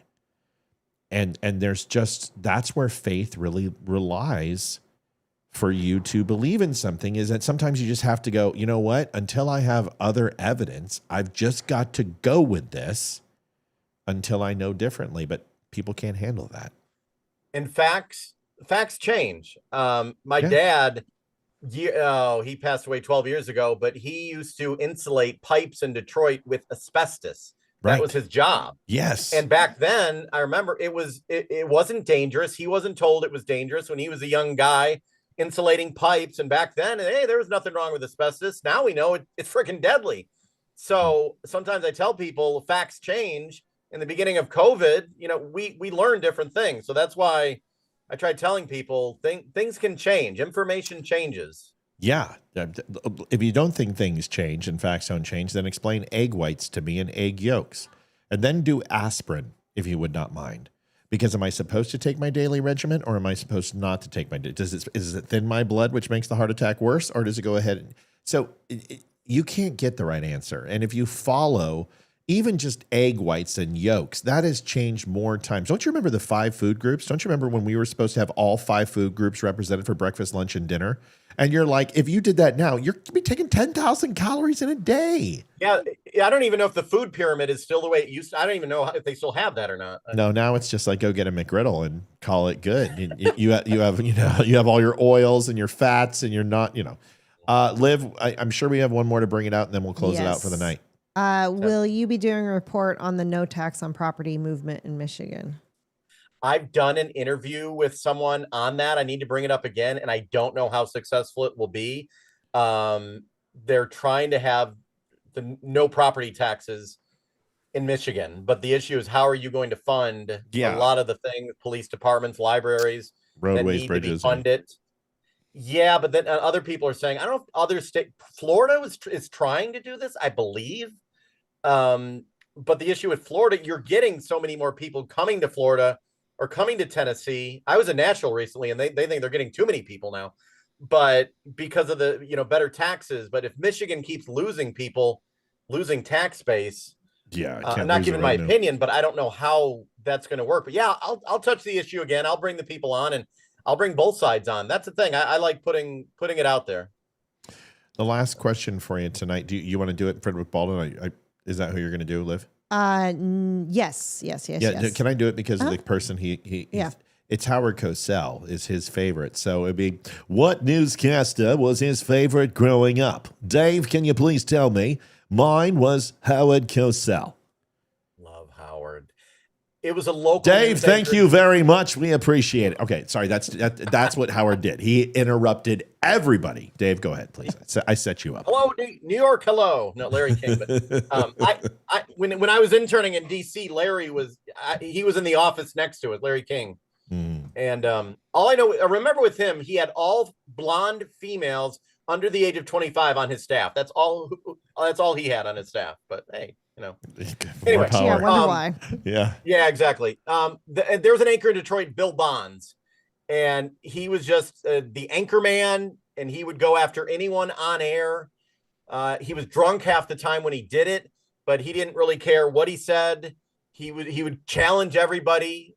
And that's kind of how I got into journalism, a little bit of reporting, because of him. He was different. He would call people out on all sides. He'd have many people, congressmen he'd interview. They'd take their IFB out and walk off the set. So he is probably my favorite. Bill Bonds from Detroit. Favorite athlete of all time? Boy. Since I was like a clubhouse attendant in baseball, personally, no one probably knows who the hell he is. Because it was a kind of a personal relationship. Rob Deere. He was an outfielder. He played with the Milwaukee Brewers. He was a Tiger. Great guy. I was a 17-year-old bat boy kid. He was awesome. He asked me to go to a strip club with him. Went out fishing. But that's because it was a personal relationship. The one I didn't like the most, Bo Jackson, was not a nice person at all. I've heard that. He was. Oh, he was not nice. I've heard he was a sanctimonious plow. Yeah, there were many athletes though that it was really cool. Like as a bat boy, they give me $100. Say, hey, drive to McDonald's, get me some food, and they give me, hey, keep the change, $75. There were others who get a change of $5, and they would. It was just an interesting dynamic. Professional athletes. Jose Canseco would sit in the clubhouse back in the day. That they had the monitors where they monitor their swing and they look at their tapes. He would sit and watch porn all time in the clubhouse. That makes sense. That makes sense. Well, we've got to get you on a show for that because I love sports for sure. Are you a dog or a cat person?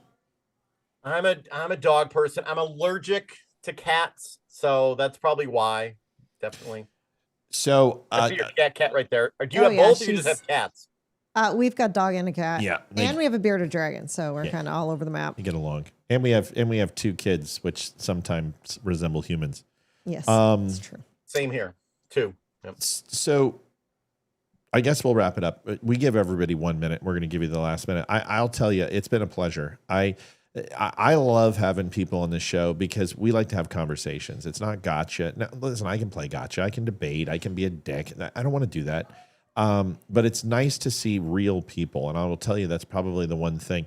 If I would love to play poker with you because I'd clean you out.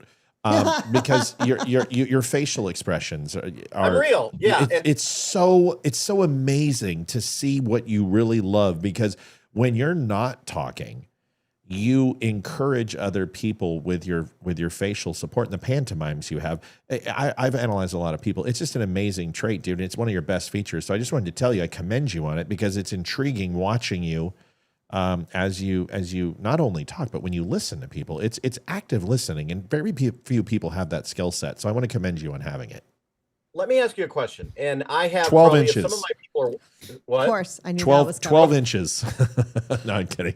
No. That's little, every show. Listen, I had to do it once. I have been good the whole show. I haven't even cussed. Give me a break. I like that. All right, go ahead. Do you now when it comes to when I started all of this, I put out there paid subscribers and I was putting everything behind a paywall. I've opened everything up and I'm realizing now people are not paying or donating for the exclusivity of the content. They're doing it because they like me as a person or they believe in me. And I just thought of that when you mentioned that right there, because it takes me aback why people support me, why they support you. It's because they believe in you or me. And it's really cool. When you said that, I thought of that. And someone said recently, someone donated randomly $250 showed up on my Substack. And I'm like, I didn't even know the person. And I asked, why are you? And they're like, because we love your mission. We like you as a person. And that was cool. See now, okay. So when I'm intrigued, So I will say this. I have never been so humbled as I am on this show. I'm an arrogant person. It's one of my downfalls. But with that comes an obsessive loyalty for people who I admire and love. And if I love you, like I'll take a baseball bat to anyone who tries to hurt you. That's just who I am. I've been built that way my whole life. And there's some good and bad with that, is that I'm extremely blunt. I don't have, it's like I watch The Accountant. I'm like, I get it. You don't have a filter. Yeah, I don't have a filter. I don't know what it's like. I just tell people how it is. I tell them what I think. But I also, the good news is I tell you what I think. You never are surprised. But I have never been more humbled than this show. And I don't know if you know this, but about on the 16th of last month, but 3 or 4 months before that, we had a listener who said, hey, Matt, I got a proposition for you. And the proposition was what it's going to take to get you to the next level. And my first reaction was, well, I need to start paying guests to come on and fly them out here. But I don't have a studio, and we're in a little tiny room that we've made look really good, but it's not a studio and it doesn't house anybody. And he's like, how much would that take? And I said, I don't have any earthly idea. And I should have a number in mind, but I don't. And he's like, well, let's do this. I'll match $10,000 in donations, whatever. If you go ahead and raise 10, I'll match up to 10 so you can make 20. And I'm sitting here going, all right. So immediately I do a background on this guy and I want to find, but I don't, I stop and I go, don't do it. Just wait and just believe in it. And that's not who I am. Anyway, his name's Chuck Peterson. And I don't say him a lot. He doesn't need any special attention, but we raised $20,000 on the 16th and 65 people donated, if that tells you anything. And it was the most humbling thing. These people have kept us on the air. And for 3.5 years, we never asked for a dime. We never had a Substack. We never had any donations, maybe buy a shirt.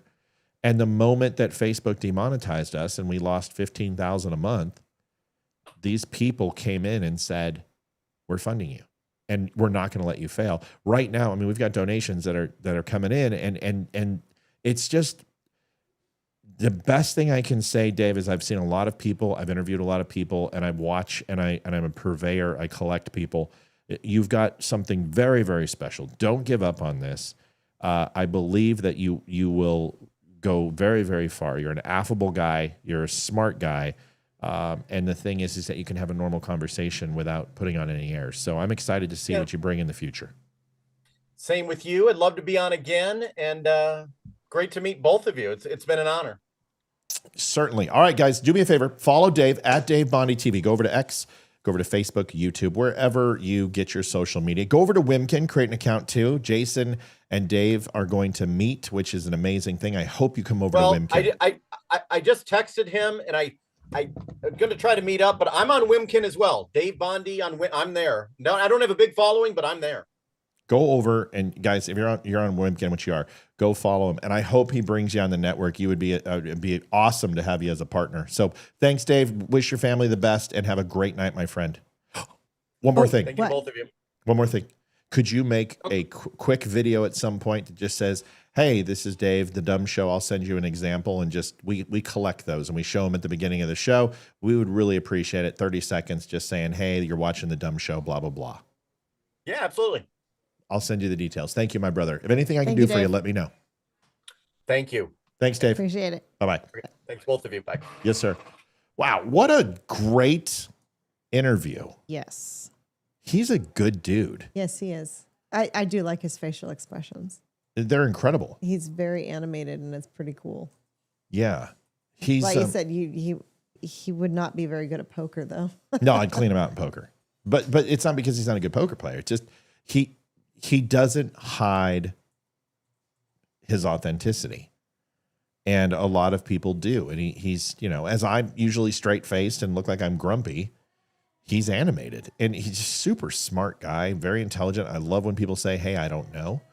That means the world to me. So I want to say thank you. Hundreds of people on Twitter is crushing. We're doing very, very well. Liv, start pounding those donations. We've got 15 minutes to hit goal.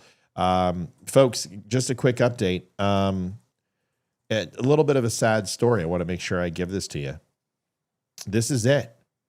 The Don't Unfriend Me show studio is officially done after tonight.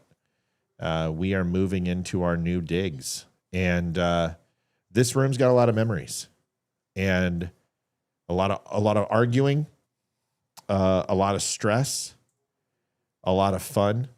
But most importantly, it's a roadway to something else. And so we are going to tear it down right after this show. Brenda Shepard, I've been walking 3 miles a day at 6 with my daughter, but still listening with my headphones. Awesome, Brenda. Keep it up. Keep up the good work. So after the show, we start taking down the lights, taking down the cameras, breaking up the desks, and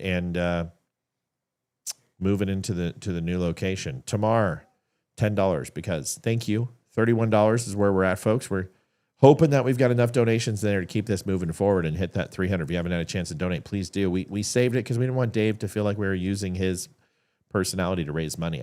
That's kind of tacky. So we've got some news we can do. Also, Sandra Edwards donated 20. Thank you, Sandra. $51. Thank you so much. Got some videos for you, things like that. But anyway, so we are officially moving out of this studio tonight, Monday. So we've got about 72 hours to pack up and move into the new studio. I'll give you an update. Electrical has almost been completely run. Lights are about ready to... Mel, thanks, Dave, for coming to the show. Glad to see the alternative to MSN is alive and well. Absolutely. So am I. I'm really looking forward to it. I'm so excited. Chuck, I hope you're coming out. Thomas says $51.99. I read your email. Your email's fantastic. And you said you want me to mail you your books. You're coming out. You're not. I'm not accepting a no to that. So I'll buy your damn ticket. You're coming out. You're going to see the studio. You're going to sit down in the studio and you're going to talk to us. I think Olivia is going to have to. She's going to get medieval on your ass if you say no to that. So lights need to go up. Audio, the mixers. I got to migrate Olivia's computer. but we're so excited for this. And if you haven't had a chance to see it, I just wanted to thank Olivia, first of all, because without her, there's no way we would have gotten this done. She has been incredible. Busting my hump. Yeah. But you're also extremely easy on the eyes. And that makes it a little bit easier to do the work. Not going to lie. Looking over and going, yeah, smash. No, I'm kidding. So it feels good to be able to do this with you and work on this with you. And it's, like I said, it's a ton of work, but it is rewarding. Is this going to be a soft opening? Because I wasn't sure if everything was going to be here. I know one thing's not going to be here. Well, but the plaque isn't going to be. The plaque, she's sending us like an example of yeah, it, but the plaque isn't going to be here, but that's okay. The plaque needs to be here when Chuck gets his ass out here. Yeah, what about the fronts? Has he answered yet? What did he say? I haven't seen it. What about the fronts of the desks? The fronts of the desks are going to be here. They're going to be done. Oh, okay. Yeah. We're good. Should we expect some? Oh test my God, videos? we're going to be fine. Okay. Should we expect some test videos on Sunday? If you want to film a video, it's been 26 years, and I'm totally down. That was Carrie Spricks who asked for some test videos. We're probably going to go on and run. We have to run tests. Yeah, tests will be run all weekend. I mean, but this is where we were. This room. Oh, it looks so different now. It doesn't even look like the same room. No, it really does not. It looks. It's like where that writing was my piano, and we had I Collect Precious Moments, so they were up there, and your figurines are up there. Yeah, we went from that to this. Yep. Yes, Chuck said hi. Yeah, but he better be coming out. He said he was coming out. Yeah, well, he better. Well, he's like, mail me my books. I'm like, mail you your books. Well, maybe he wants to read them on the plane to Italy. Bullshit. Maybe. He's going to Italy. Maybe so, I'll do that. It's a long flight. So maybe he wants to read them on the flight. Yeah. So maybe that's why he wants them. So we went from that to that. And that's pretty damn impressive. We're really happy with it. And it's beautiful. It looks great. And a lot of this isn't busy work. We've done a lot of the big stuff. Now it's getting the camera angles. It's getting the sound in the room to be as warm as this. And that's going to be hard, but it's going to be amazing. And does Yenny get a new bed? I have been asked. I forgot she's not going to be on the show. Well, we can put her in a corner. We can still have her in the show. I mean, will we see the video of the christening of the new room? Yeah. I mean, I want. I think they're going down a dark I know path. what she's talking about. I think you're going down a dark path. My goal is to have but in August. Okay, so we'll have like a re-emerging ceremony when Chuck comes out and have him cut the ribbon and stuff. I want him to be able to do that. And but I'm working on some guests. As soon as we get this done this weekend, we're going to be reaching out to Ted Nugent. We're working on Ollie North and several other guests. And of course, if you have anyone knows of anyone that you think would be good fit, send me their info or drop our name and see what they say. Yeah. And folks, if you haven't had a chance, we want to get busy at 9:00 and get going. So if you have not had a chance, please donate. CJ, $10.80. So excited for y'all. Well deserved. So that puts us at 165. We're about 135 short of our goal. We would love to just hit that thing and crush it and get the hell out of here. Not because we don't love you, but we got a lot of work to do. Like I said, so we're going to be working all weekend. We also have to go to our good friend, Thomas Griffiths.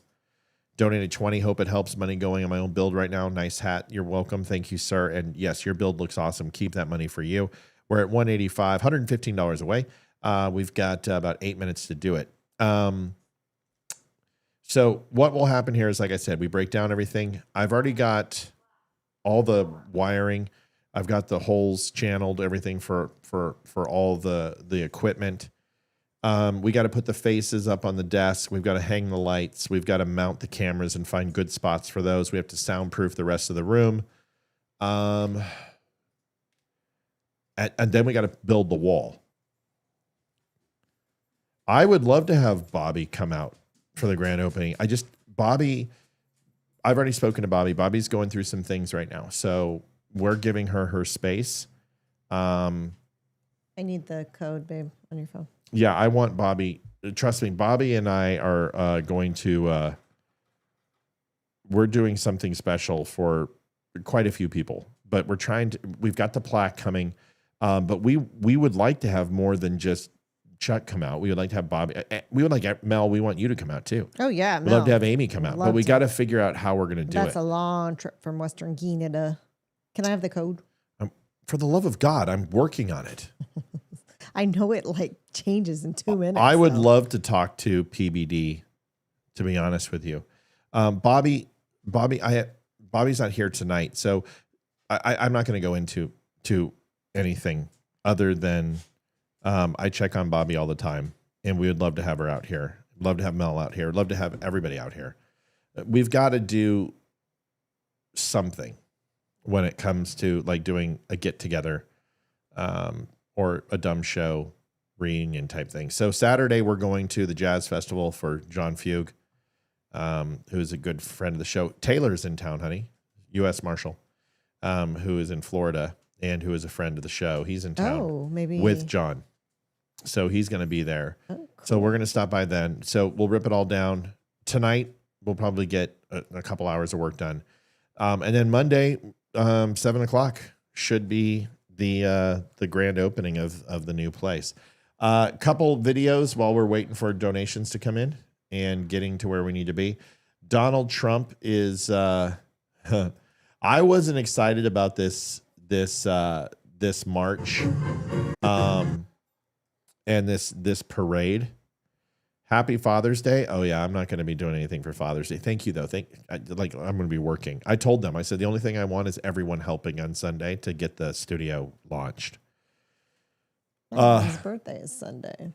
Huh? My mom's birthday is Sunday. Your mom's birthday is Sunday. We're going to be getting her something.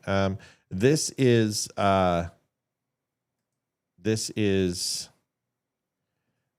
they're practicing. Livy should look at this. They're wearing uniforms. 82nd Airborne Band is there, and they're wearing old paratrooper World War II outfits.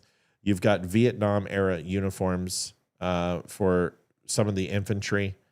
You've got commandos wearing different. I mean, it's great. They're wearing all old school uniforms throughout the 250 years of the anniversary. So just watch this. It's actually kind of cool.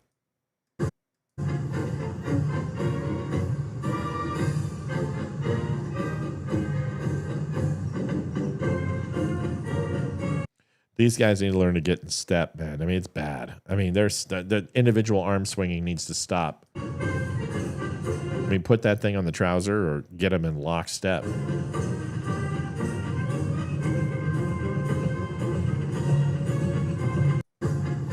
I don't know. It's kind of cool. What do you think about it, Liv? I mean, it's going to be neat to see. I just don't think it's worth the money. And yeah, I think so. Something else funny about that. You remember I was telling you a couple days ago how, a few of the ABC agencies are in the no pedestrian zone, which means no one can get to work. Right. So as of yesterday, this specific ABC agency was said there is absolutely no teleconferencing work will be done on Friday. If you want to work, you have to come into the office, physically come into the office, which they can't, or take leave and take a day off. So every single person in the office took leave and used a day off. And when the heads of the departments realized, oh my gosh, no one's going to be working, they changed their mind, said, okay, we can teleconference. So we need everyone to come in or to go on their teleconference. And everyone said, nope, I already put in my time. So no one worked at this particular agency today, and it's all their fault. They didn't think it through. Yeah. I mean, how stupid are you? It's a no pedestrian zone, which means you can't even physically get to the office because you can't cross the lines, but you have to physically come into the office to work. It's government. It is. These are the people stupid. who think there's massive conspiracy theories. These are the people who think that our government controls everything. New World Order. Lois, $21.10. Thank you. 206 folks. We are. Lois, hold thank on. you. Hang on, I want to say something. She reminded me. Thank you. PayPal's being funky, and every once in a while I do not get emails. So thank you for telling me, Lois. I checked our PayPal and it was there. So if you guys donate and you don't see it pop up when I start putting donations in, let me know, because like once every couple of nights, I don't get a notification. When we get the new donation. studio, I have a Hopefully it feeling won't it's work. Wi-Fi. You're going Yeah. to be wired in with your brand new Mac studio that is beautiful, and it's going to purr like a kitten. Listen, this parade, I'm not a huge fan. I just love the old uniforms. I'm not a big fan of it. I just love the uniforms, and I love the history. In fact, I've ordered some things for the wall, and we're really excited just to have some of the memorabilia that we're going to have up there. It's pretty cool. Folks, we are, let's see, Frank Wood, 2110. Thank you, Frankie. Wish I could do more. Frank, it's enough. We appreciate you. 227, folks. We are $73 away from hitting our goal, and we're 1 minute away from the end of the show. Liv, you've been now in this room, well, as long as I have, but doing the show. What are you going to miss about it? Well, I mean, it's the original. I mean, the original studio. Do you have any feelings about this whatsoever? Or are you just going to literally just like not say anything? I mean, I don't know. I guess I don't know. I'm different when it comes to emotionally that way. You've been in here for 4.5 years, and this was kind of your baby. Oh, I don't want to see this room ever again. Like, I hate this room. Like, I have literally spent like 16 hours a day in this room for the last 4 years. I'm done with it. Actually, PayPal is messing up on user side too. Every so often, it takes me 2 times to go through. Okay. Yeah, I've heard that too. Every once in a while, it happens every once in a while. But hey, Matt, what do you think of the Marines now going to California? I think it's overkill. I think you have the National Guard. I think the Marines sends a completely different tone. I don't think you should federalize government troops, U.S. troops. I just don't. I think it's a very rare circumstance, and I don't think it was needed in this case, and I thought it was overkill.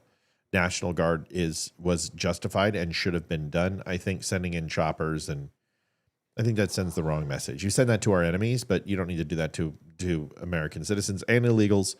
Sure, but there weren't all illegals there. So I don't know. I was one of 3 on YouTube when I found your channel. I worked my ass off to grow that channel. And it still doesn't grow as fast as it should, you know? I mean, it's weird, folks. The games that I see Facebook play, it's all about pay to play, you know? And if you pay for your advertising, if you think that Benny gets 2,000 people to log on simultaneously in a matter of 10 seconds, come on. Come on. Suzanne says they were there for ICE. Yeah, I understand that. But the reason why they were there for ICE is because there were illegals and American citizens who were rioting and protesting in a way that they shouldn't, and were there for crowd control and possibly something else. Mel Low donated $82.89. Thank you, Mel. We love you. You're a sweetie. Mel, we are going to pick a date, and we'll let everybody know when it is. And we would love to have everybody. I mean, seriously, we really would. I am well aware of why they sent the Marine, but they didn't need to send the Marine Corps. National Guard is just fine. United States Marine Corps are a little bit different. JD, have a great Father's Day to all my dummy daddies. Yes, happy Father's Day to everybody. You asked me. I just told you. I think Marine Corps was a little overkill. I don't think you need to be flying choppers. You know, you should have done that at Benghazi. That's when you should have done that. You should have sent the Marines into Benghazi, and you should have had squadrons of helicopters fly over there and save a few very, very important people's lives. ICE was stuck. Susan, I'm completely aware of what happened. I'm not saying that Donald Trump shouldn't send people in. I said he shouldn't have sent the United States Marine Corps. Sending in the National Guard was effective and well done, and it was executed flawlessly and probably saved lives. Sending in the United States Marine Corps is a very different situation. Marine Corps is an elite unit, and they are used for our enemies of this country. Sir Kevin Camel Hunter donated $26.25. I'll tell you the story. I will tell you the story afterwards. Perhaps the citizens who are fighting for the illegals will realize that they're actually fighting against their own country. Absolutely. They could figure that out with the National Guard too. You guys, if you're in the military, can somebody who else back me up who's in the military? The Marine Corps are first in, first out. They're hard charging, leatherneck, gyrenes, green crayon eating, devil dogs, and you use them for a very specific purpose. And that specific purpose is to eliminate and eradicate our enemies from the earth. That is their job. They are cold stone killers, and that's what they're designed to do. And I think sending in the Marine Corps is a bad message. That's all. They sent those Marines from 29 Palms that have been racking rocks and drinking coffee. Yeah, I understand. Was it mostly National Guard in the 69s? 60s, yeah, mostly National Guard, but they've sent in military units before.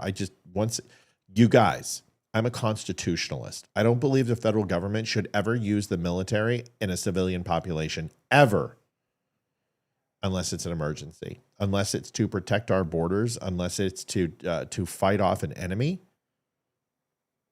a verifiable threat. So I'm not you guys. It's funny because since Donald Trump's president, I very rarely disagree with him. But I am going to disagree with some of his decisions. And I think sending the Marine Corps wasn't the best decision. I thought the National Guard did a great job, and it sufficed.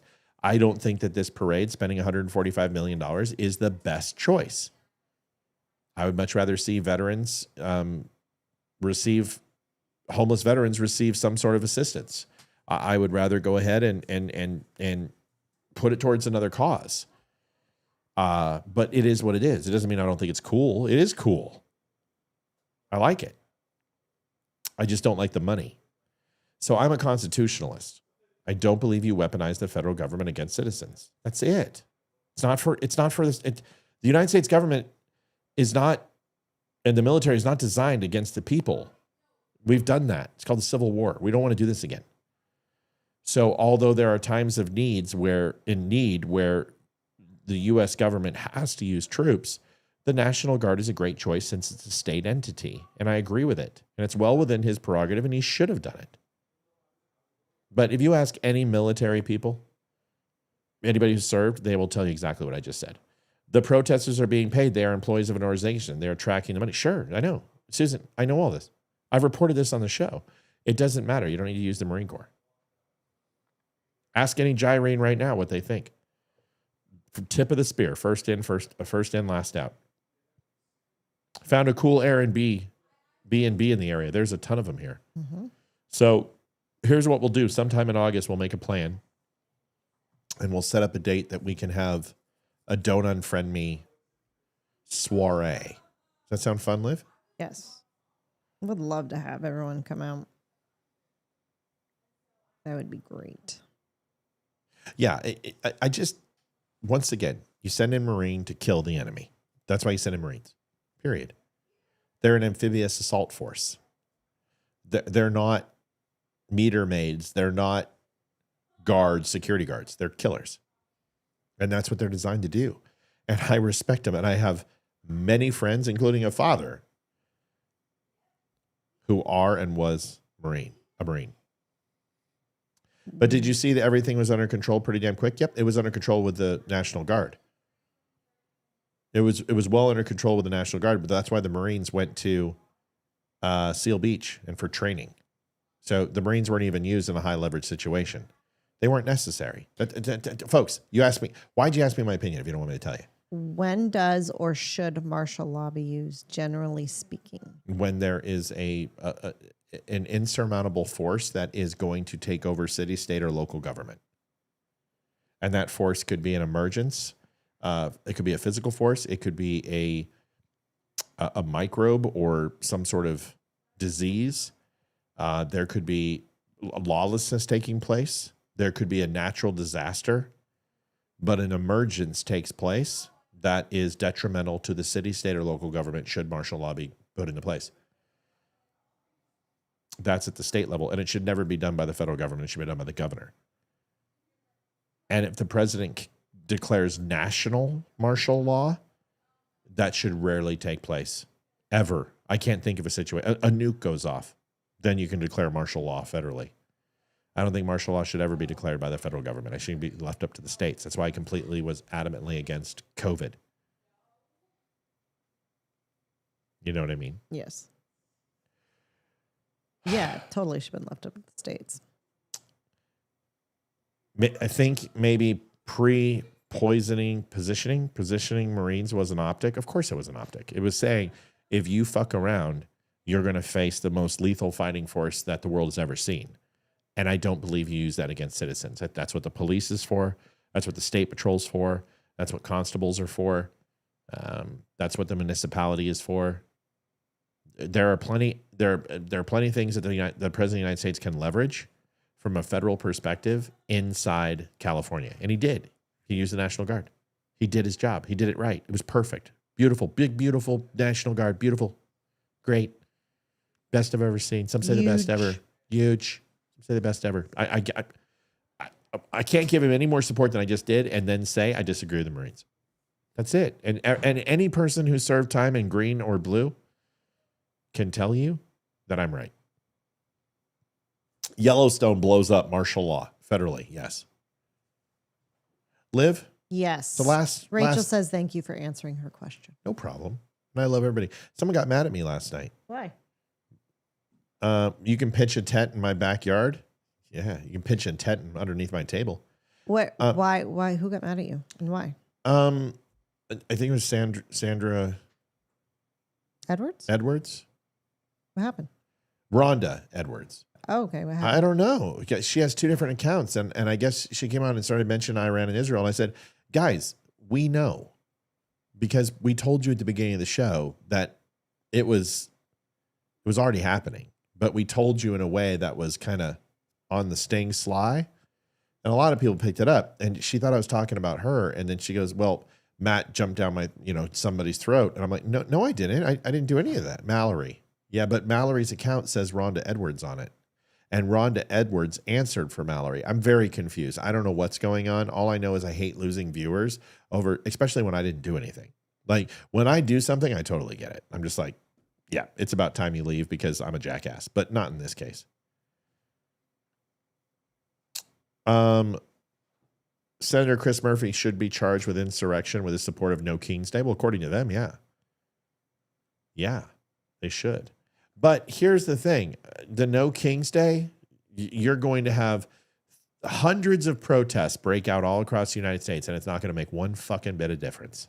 Nothing is going to change, except people are going to see once again that the left has not learned anything from this election and are going to lose horribly in 26 and 28 because Donald Trump is getting stuff done. And it's refreshing to see. Yeah. So I don't think the American voter cares. All right, Liv. This is your last sign off. 1 minute in this room. This is it. This is the last time until we make it a library. So make it good. Okay. Well, it's probably going to be the same old that it always is. But because I'm never big on the 1 minute. You jackass. That's great. Is that Appreciate that. What is wrong with you tonight? Are you tired? Yes, but no. You got a lot of sleep. We've been to bed like 11:30 every night. We've been going to bed early. This is an emotional day for me, but I'm good. Yeah, you got to say goodbye to your family. I'm pretty sure when you do something to someone, Matt, you actually tell them you are correct. You should tell them who you are. You are sorry.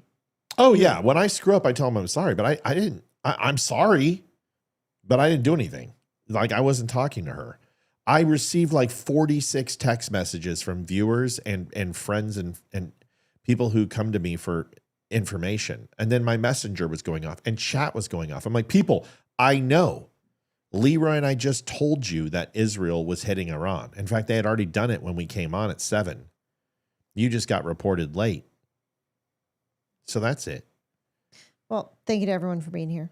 Thank you to Mr. Bondy for coming. He was great. He was awesome, wasn't he? He was very good. All right, Livia wants to go. She can tell. She wants to get the hell out of here. And thank you for all your donations. Appreciate it. Great donations tonight. Was amazing. Did we get them all? Yes, that is it that I see. Let me double check. What about, you got Bernard? Yep. The Camel Hunter. Yes, I got him. And somebody, I got to ship the shirt. Okay, I'll do that too. All right, everybody, listen, we are going to get busy. We got a lot to do. We got a show to build. If it changes, like, here's the thing. Just to be transparent, one of two things. God, it's nice to have so many people on. 278 people right now. Mm-hmm. Here, real quick, Trump's niece, Mary Trump, she's a freaking moron. That lady is just dumb as dog shit. She's just bitter because she didn't get any of that Trump money. Exactly. And she certainly didn't get any of them Trump looks. She looked like she hit every branch on the ugly tree on the way down. Monday's going to go one of two ways. Mondays is we're going to have a show and it's going to be in the new studio, or we're not, and we're going to need more time until Tuesday. And the reason why is because once we rip this apart, we can't rebuild it. So, like, it's either we're going to just bust our hump and get it done, or we won't have a show Monday and we'll tell you. I would bet on us that we get it done. I'd bet on us. Because once I give Olivia that lovin' in the morning, she's ready for it. She's right as rain for the whole weekend. Look at her. See, she's already glowing. Look at that face. Look at, she led with drinking the straw with her tongue. If that didn't tell you anything, watch the replay. She didn't go, she went, oh my gosh. I saw it. Everybody saw it. They know you're blushing right now. You just turned a certain shade of pink. Good night, everybody. We'll see you guys on Monday. Rock and roll. Have a great weekend. Happy Father's Day. Bye. Good night, y'all. This is the Don't Unfriend Oh, Me shit. Show with your hosts, Matt, Shit. Karen. Amy. Oh, Karen. Karen says, I didn't see it. I did see it last night. I didn't get to answer it. So answer on the Craigslist ad for protesters. Was it fake news? So I've got two bits of information for you. There were specific Craigslist ads that were once again fake, but there were also some that are real. But the IRC chats and the message boards and Reddit were most assuredly real. Real accounts recruiting people. So there was a mixture of fake and real, and just like most things, truth is selective based upon the source at the time. But overall, yes. We know they're funding. They arrested. I'm not going to waste the night on Mossad. First of all, I'm the one that covered the pagers and told you how it was done before anyone else did it. I'm not going to miss this, but I can't do that in 15 minutes. It's just impossible. I will just like I broke down Ukraine, I will break down what happened on Monday. I got you.